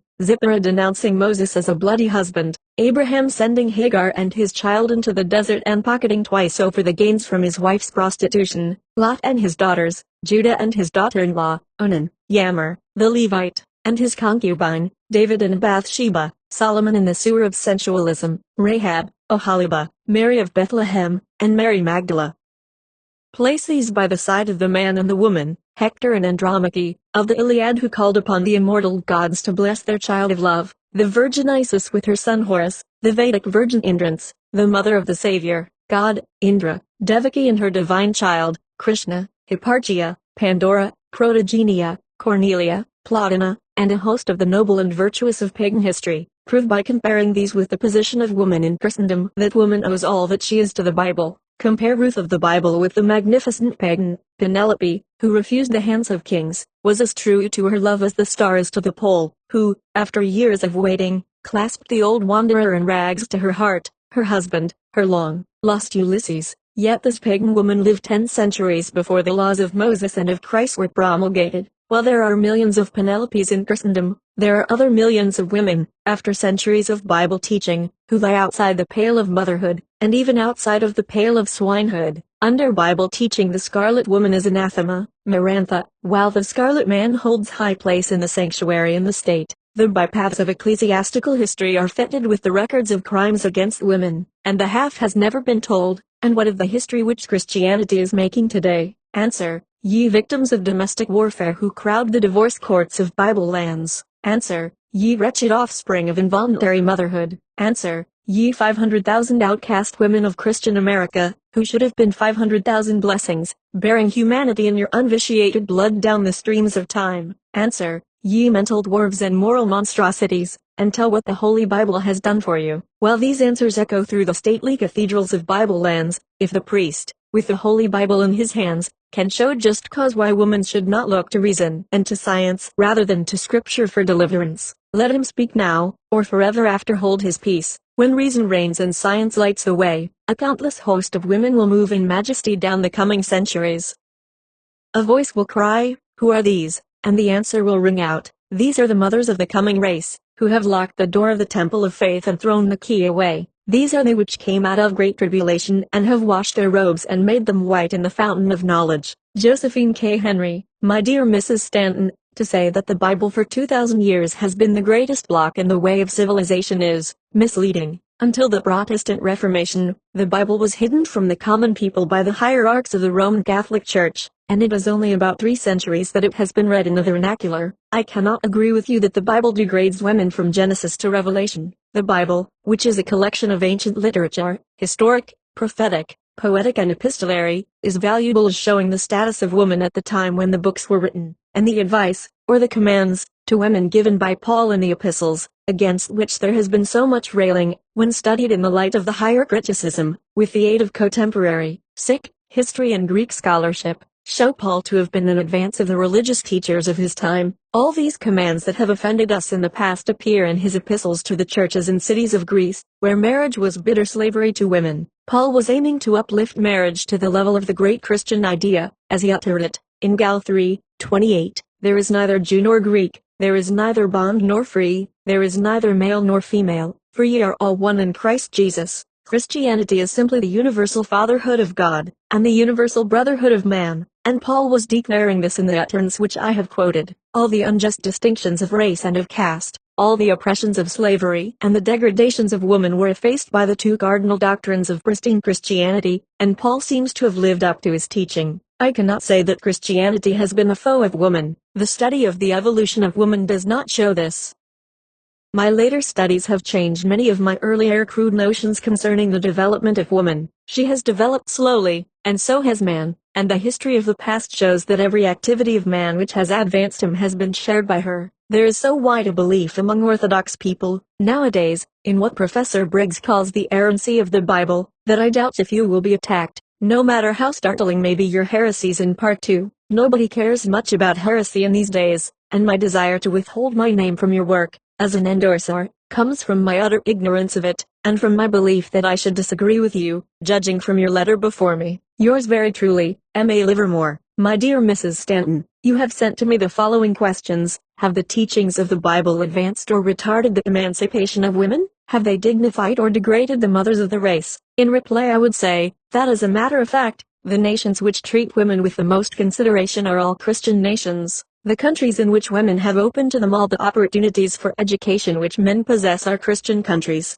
Coeducation originated in Christian colleges. The professions and the trades are closed to us in all except Christian lands, and woman's ballot is unknown except where the gospel of Christ has mellowed the hearts of men until they became willing to do women justice. Wherever we find an institution for the care and the comfort of the defective or the dependent classes, that institution was founded by men and women who were Christians by heredity and by training. No such woman as Mrs. Elizabeth Cady Stanton, with her heart aflame against all forms of injustice and of cruelty, with her intellect illumined and her tongue quickened into eloquence, has ever been produced in a country where the Bible was not incorporated into the thoughts and the affections of the people, and had not been so during many generations. I think that men have read their own selfish theories into the book, that theologians have not in the past sufficiently recognized the progressive quality of its revelation, nor adequately discriminated between its records as history and its principles of ethics and of religion, nor have they until recently perceived that it is not in any sense a scientific treatise, but I believe that the Bible comes to us from God, and that it is a sufficient rule of faith and of practice. I believe that it is no accident which has placed this book at the parting of the ways between a good life and a bad one, and enshrined it at the center of the holiest scenes which the heart can know, placing it in the pastor's hand at the wedding and at the grave, on the father's knee at family prayer, in the trembling fingers of the sick, and at the pillow of the dying, making it the hope of the penitent and the power of God unto salvation of those who sin.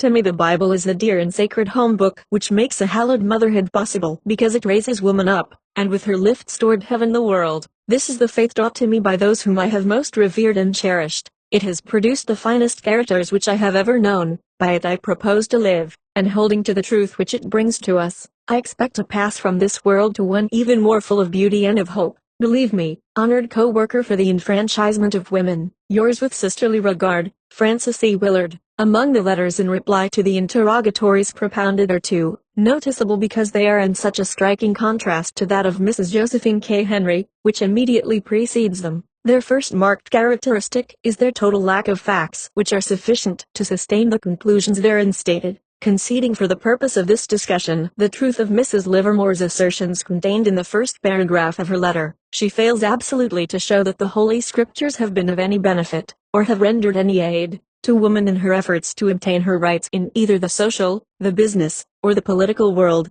and unless she is able to present stronger or more cogent reasons to justify that conclusion than any which are therein specified, I shall be compelled to adhere to my present conviction, which is, that this book always has been, and is at present, one of the greatest obstacles in the way of the emancipation and the advancement of the sex. In regard to the letter of the distinguished president of the Woman's Christian Temperance Union, her position is entirely indefensible and completely lacking in logical conclusions. Her leading proposition is in substance that to the extent that the Christian religion has prevailed there has been a corresponding improvement in the condition of women, and the conclusion which she draws from that premise is that this religion has been the cause of this advancement. Before I admit the truth of this conclusion, I must first inquire whether or not the premise upon which it is based is true, and judging from the fact that the condition of women is most degraded in those countries where church and state are in closest affiliation, as in Spain, in Italy, in Russia and in Ireland, and most advanced in nations where the power of ecclesiasticism is markedly on the wane, the inference is obvious that the Bible and the religion based upon it have retarded rather than promoted the progress of woman.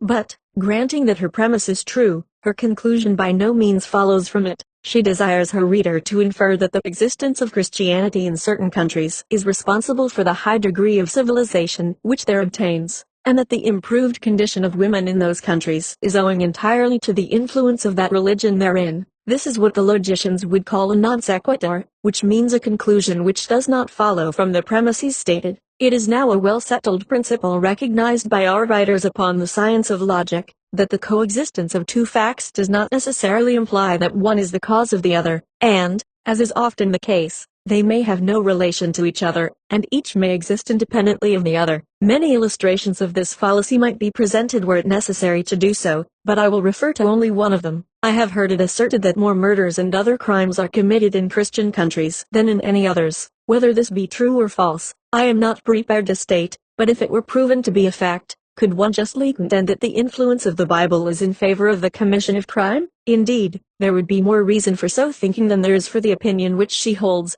as numerous passages may be found in that volume which clearly justify both crime and vice. The truth of the matter is, as Mrs. Stanton, Mrs. Henry, and other contributors to the Woman's Bible have clearly proven, that whatever progress woman has made in any department of effort she has accomplished independently of, and in opposition to, the so-called inspired and infallible Word of God, and that this book has been of more injury to her than has any other which has ever been written in the history of the world. Have the teachings of the Bible advanced or retarded the emancipation of women? Have they dignified or degraded the mothers of the race? There are always two sides to every question.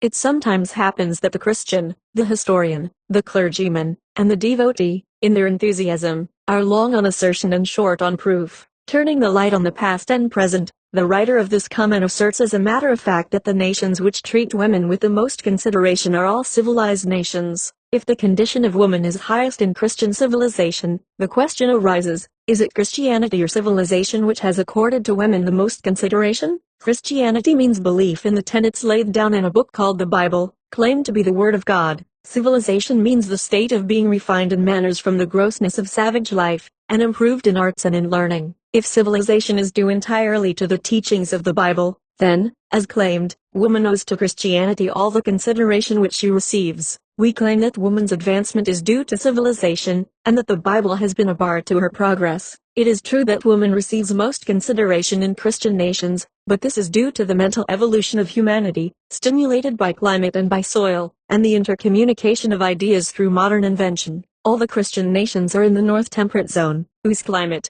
and soil are better adapted to the development of the race than any other portions of the earth. Christianity took its rise in 30 degrees north latitude. Mohammedanism took its rise in the torrid zone, and as it made its way north it advanced in education, in art, in science, and in invention, until the civilization of Muslim Spain far surpassed that of Christian Europe, and as it retreated before the Christian sword from the fertile valleys of Spain into the inland plains of Arabia it retrograded, after giving to the world some of the greatest scientific truths and inventions. The women of the United States receive more consideration and are being emancipated more rapidly than are the women of Europe. Yet, in Europe, Christianity holds iron sway, while in America the people are free to accept or to reject its teachings, and in the United States, out of a population of 70 millions, but 22 millions have accepted it, and a large percentage of these are children, who have not arrived at the years of discretion, and foreigners from Christian Europe. The consideration extended to women does not depend upon the teachings of the Bible, but upon the mental and material advancement of the men of a nation. Now if it can be proven that Bible teaching has inspired men to explore and to subdue new lands, to give to the world inventions, to build ships, railroads and telegraphs, to open mines, to construct foundries and factories, and to amass knowledge and wealth, then the Bible has been woman's best friend, for she receives most consideration where men have liberty of thought and of action, have prospered materially, builded homes, and have bank accounts. The women in the slums of Christian London and New York receive no more consideration than the women in the slums of Hong Kong or Bombay. If the nations which give the most consideration to women do so because of their Christianity, then it logically follows that the more intensely Christian a class or an individual may be, the greater consideration will be shown to their women. The most intensely Christian people in Christendom are Negroes, yet it is an incontrovertible fact that Negro women receive less consideration, and are more wronged and abused, than any class on the earth. The women of the middle and upper classes in Bible lands receive consideration just in proportion to the amount of intelligence and worldly goods possessed by their male relatives, while the pauper classes are abused, subjected, and degraded in proportion to the ignorance and the poverty of the men of their class. The church is the channel through which Bible influence flows. Has the church ever issued an edict that woman must be equal with man before the canon or the civil law, that her thoughts should be incorporated in creed or code, that she should own her own body and property in marriage, or have a legal claim to her children born in wedlock, which Christianity claims is a sacrament and one of the holy mysteries? Has the church ever demanded that woman be educated beyond the Bible, and that interpreted for her, and the cookbook, or given a chance in all the callings of life to earn an honest living? Is not the church today a masculine hierarchy, with a female constituency, which holds woman in Bible lands in silence and in subjection? No institution in modern civilization is so tyrannical and so unjust to woman as is the Christian church. It demands everything from her and gives her nothing in return. The history of the church does not contain a single suggestion for the equality of woman with man, yet it is claimed that women owe their advancement to the Bible. It would be quite as true to say that they owe their improved condition to the almanac or to the vernal equinox. Under Bible influence woman has been burned as a witch, sold in the shambles, reduced to a drudge and a pauper, and silenced and subjected before her ecclesiastical and marital lawgivers. She was first in the transgression, therefore keep her in subjection. These words of Paul have filled our whole civilization with a deadly virus. Yet how strange is it that the average Christian woman holds the name of Paul above all others, and is oblivious to the fact that he has brought deeper shame, subjection, servitude and sorrow to woman than has any other human being in history. The nations under Bible influence are the only drunken nations on the earth. The WCTU will certainly not claim that drunkenness elevates woman. Indeed, its great work for our sex is a splendid protest against this idea. Throughout Christendom millions of wretched women wait in suspense and in terror for the return of drunken husbands, while in heathendom a drunkard's wife cannot be found unless a heathen husband is being Christianized by Christian whiskey.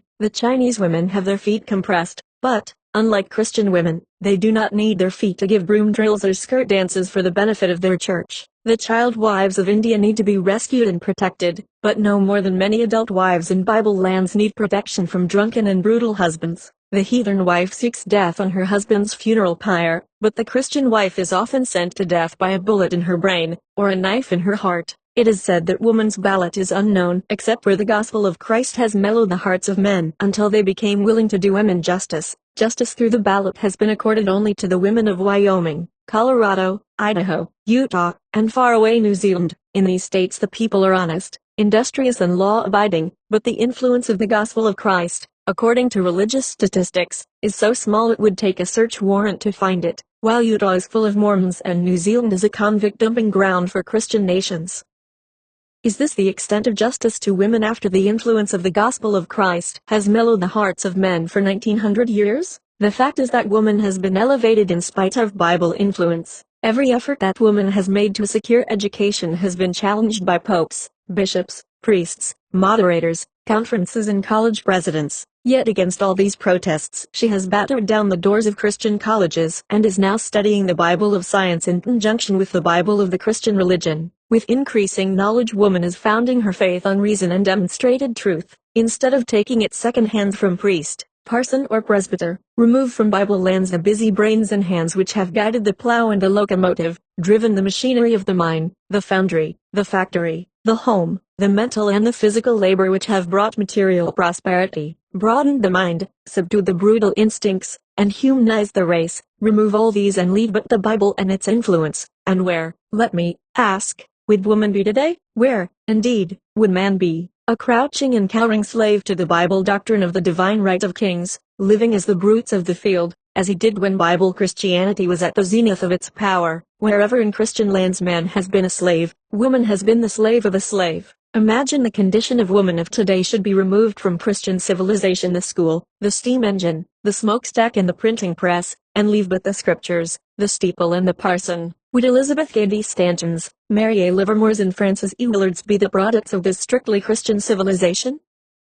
Christianity has instilled into woman the canting falsehood that the women of all other religions are degraded and immoral. Through tyranny and falsehood alone is Christianity able to hold woman in subjection. To tell her the truth would rend the temple of faith in twain and strike terror to the heart of the priest at the altar. Nothing but the truth will set woman free. She should know that Christian England captures the Hindu girl to act as a harlot to the British soldier, and that the Christian chaplain is commanded to see that she performs her duty. She should know that in Christian Austria the maiden must partake of the Holy Eucharist before she will be granted a license as a prostitute. She should know that Christian Europe and America trade upon the bodies, the hearts and the hopes of millions of wretched women, victims of ignorance and of poverty, and that the centers of Christian civilization are seething cauldrons of immorality, dissipation and disease, which spread ruin and despair in the shadow of the loftiest cathedrals and palatial Christian temples. These things are too shocking for pure Christian women to know, so they expend their prayers and pelf on the poor heathen who have never heard that Adam ate an apple, or that the whale swallowed Jonah.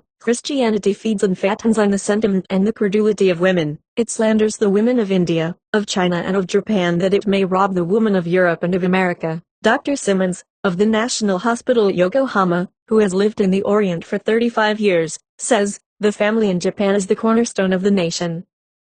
The father and the mother are regarded with reverence. Politeness and self-restraint are instilled into children, and an uncivil word is rarely heard. The Japanese are truthful and honest. The wife has equal influence with the husband, while divorce is rarely heard of in Oriental lands, and laws are more stringent protecting the chastity of women. Oh, that women could learn the truth! The laws of the Orient are against trafficking in young girls, but Christian England, which has an iron hand on the throat of India and a sword thrust into her heart, carries on a lively trade in native and foreign women, to be the prey of the Christian soldier, who makes way for the Christian missionary. Here, in Christian America, marriageable young women are trotted off to church, the theater or the ball, and practically set up for sale in the market of holy matrimony, and the Christian minister, for a consideration, seals the divine mystery. The church would indignantly deny that it is a marriage mart, but denial does not throttle the truth. Truth makes her way slowly but surely, because the eternities are hers. Mrs. Elizabeth Cady Stanton, the greatest liberator of our time, has, with magnificent courage, pressed into humanity's Thermopylae, and turned the light on the superstitions which have visited cruelties and wrongs on woman, and this,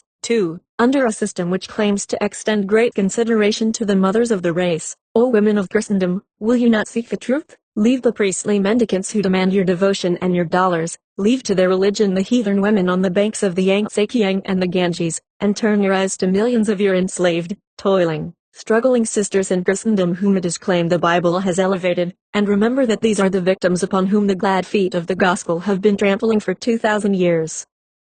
Versailles, Kai Josephine K. Henry. The Christian theory of the sacredness of the Bible has been at the cost of the world's civilization. Whether we regard the work as custodian of the profoundest secrets of the ancient mysteries, a spiritual book trebly veiled, or as the physical and religious history of the world in its most material forms, its interpretation by the Church, by the state, and by society has ever been prejudicial to the best interests of humanity. Science, art, inventions, reforms of existing wrongs, all have been opposed upon its authority. That even the most enlightened nations are not yet out of barbarism is due to the teachings of the Bible, from thou shalt not make any graven image, or any likeness of anything in heaven above, the earth beneath, or the waters under the earth, down to a woman shall not speak in church, but shall ask her husband at home. The tendency of the Bible has been to crush out aspiration, to deaden human faculties, and to humiliate mankind. From Adam's plaint, the woman gave me and I did eat, down to Christ's woman, what have I to do with thee? The tendency of the Bible has been degradation of the divinest half of humanity, woman. Even the Christian Church itself is not based upon Christ as a savior, but upon its own teachings that woman brought sin into the world, a theory in direct contradiction, not alone to the mysteries, but to spiritual truth.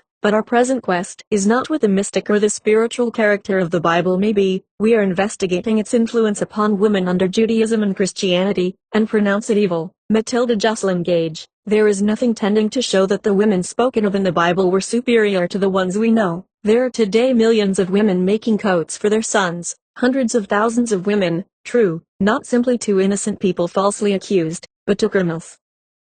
Many a loving heart is as true to the gallows as Mary was to the cross. There are hundreds of thousands of women accepting poverty and want and dishonor for the love they bear unworthy men, hundreds and thousands, working day and night, with strained eyes and tired hands, for husbands and children, clothed in rags, housed in huts and hovels, hoping day after day for the angel of death. There are thousands of women in Christian England working in iron, laboring in the fields and toiling in the mines. There are hundreds and thousands in Europe, everywhere, doing the work of men, deformed by toil, and who would become simply wild and ferocious beasts, except for the love they bear for home and child. We need not go back 4,000 years for heroines. The world is filled with them today. They do not belong to any nation, nor any religion, nor exclusively to any race. Wherever woman is found, they are found. There are no women portrayed in the Bible who equal thousands and thousands of known today. The women of the Bible fall almost infinitely below, not simply those in real life but the creations of the imagination found in the world of fiction. They will not compare with the women born of Shakespeare's brain. You will find none like Isabella, in whose spotless life, love and reason blended into perfect truth,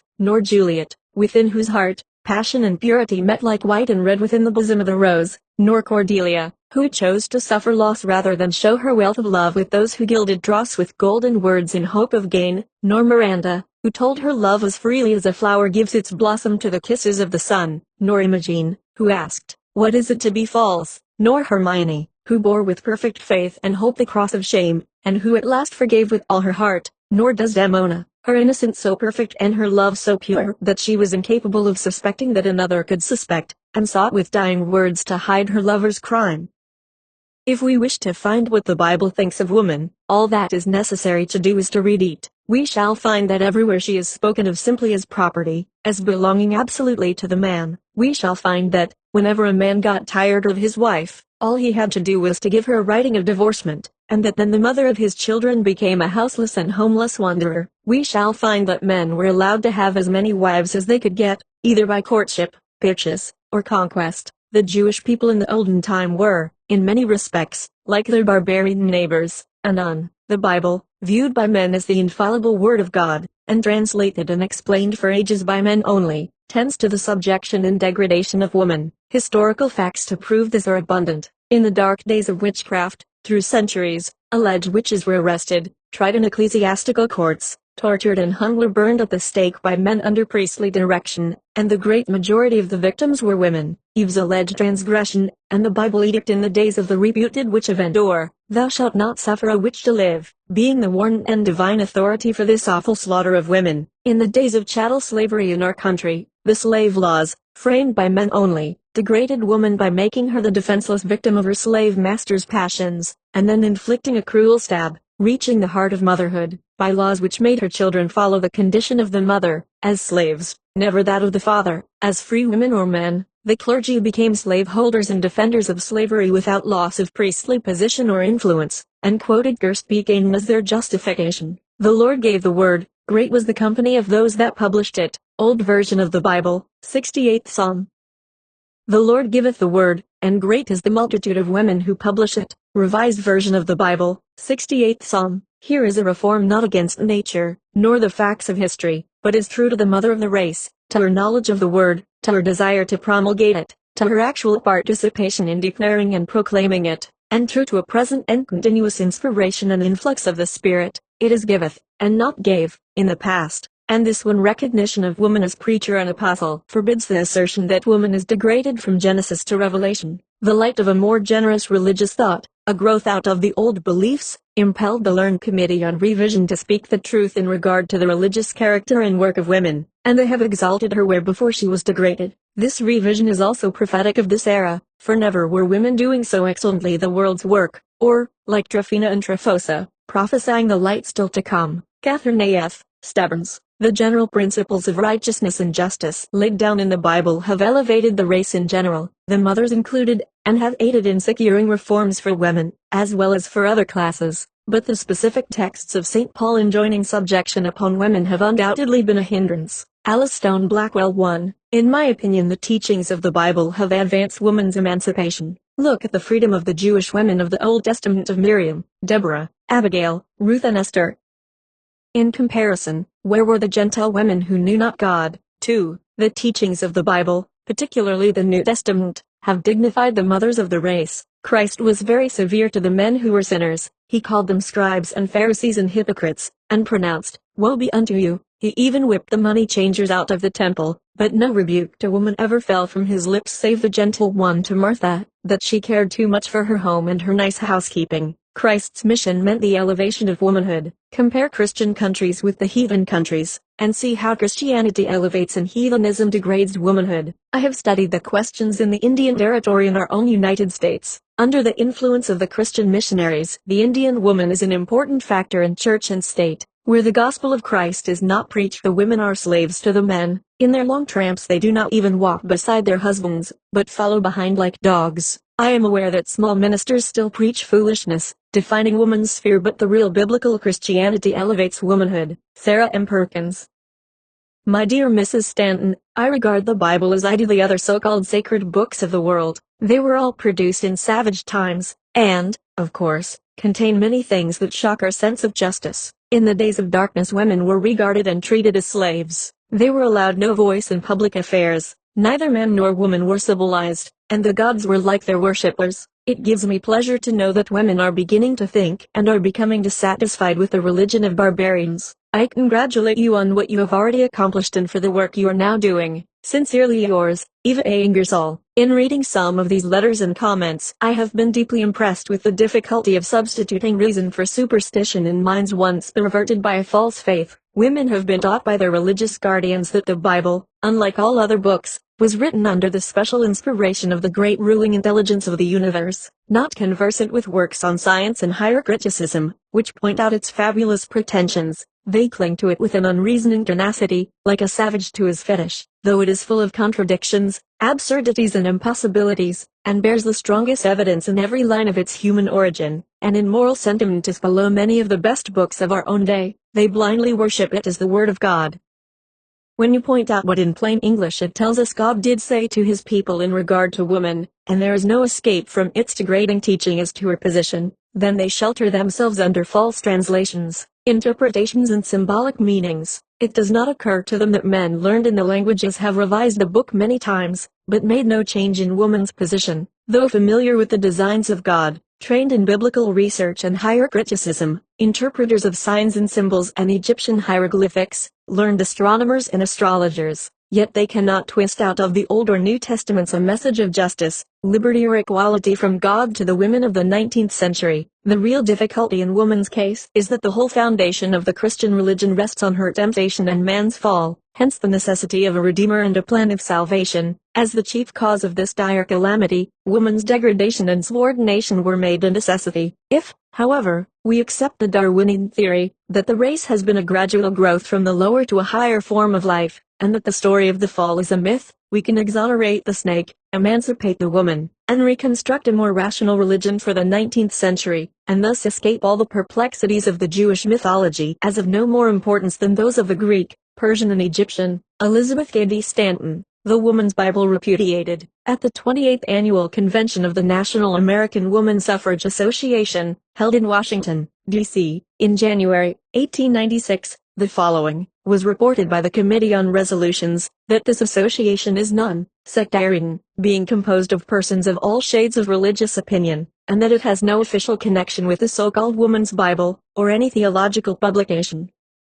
Charlotte Perkins Stetson moved to amend by striking out everything after the word opinion. Anna R. Simmons moved, as an amendment to the amendment, to omit the words the so-called Woman's Bible, or. This was followed by a long and animated discussion, in which the following persons participated: Frances A. Williamson, Helen Morris Lewis, Annie L. Diggs, Carrie Chapman Catt, Rachel Foster Avery, Henry B. Blackwell, Laura M. Johns, Elizabeth U. Yates, Katie R. Addison, Alice Stone Blackwell and Reverend Anna Howard Shaw, speaking for the resolution, and Charlotte Perkins Stetson, Mary Bentley Thomas, J. B. Merwin, Clara B. Colby, Harriet A. Kaiser, Lavina A. Hatch, Lily Devereaux Blake, Caroline Hallowell Miller, Victoria Conklin Whitney, Althea B.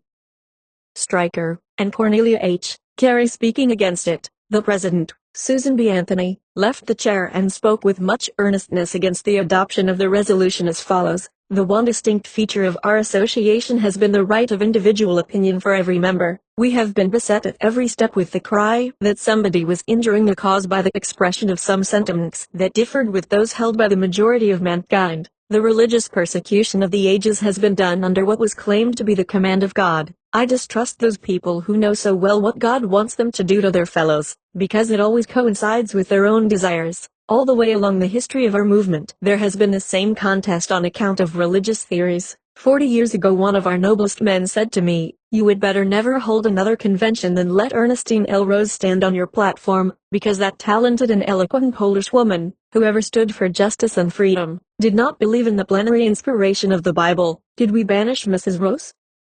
No, indeed. Every new generation of converts threshes over the same old straw. 25 years ago a prominent woman, who stood on our platform for the first time, wanted us to pass a resolution that we were not free lovers, and I was not more shocked than I am today at this attempt. The question is whether you will sit in judgment on one who has questioned the divine inspiration of certain passages in the Bible derogatory to women. If she had written approvingly of these passages, you would not have brought in this resolution because you thought the cause might be injured among the liberals in religion. In other words, if she had written your views, you would not have considered a resolution necessary. To pass this one is to set back the hands on the dial of reform. It is the reviving of the old-time censorship, which I hoped we had outgrown. What you should do is to say to outsiders that a Christian has neither more nor less rights in our association than an atheist. When our platform becomes too narrow for people of all creeds and of no creeds, I myself shall not stand upon it. Many things have been said and done by our Orthodox friends that I have felt to be extremely harmful to our cause, but I should no more consent to a resolution denouncing them than I shall consent to this. Who is to draw the line? Who can tell now whether Mrs. Stanton's commentaries may not prove a great help to woman's emancipation from old superstitions that have barred her way?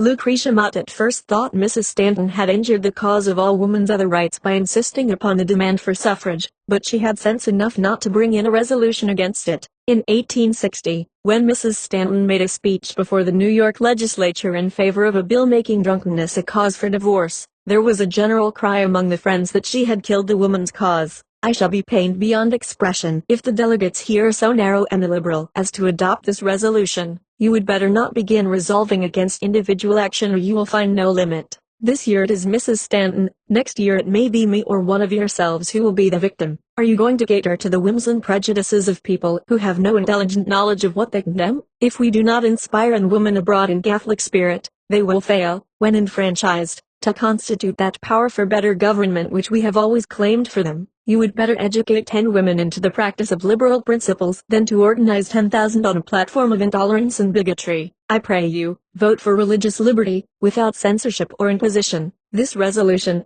adopted, will be a vote of censure upon a woman who is without a peer in intellectual and statesmanlike ability, one who has stood for half a century the acknowledged leader of progressive thought and demand in regard to all matters pertaining to the absolute freedom of women. The resolution was then adopted by a vote of 53 to 41. The truth shall make you free. John 8:32.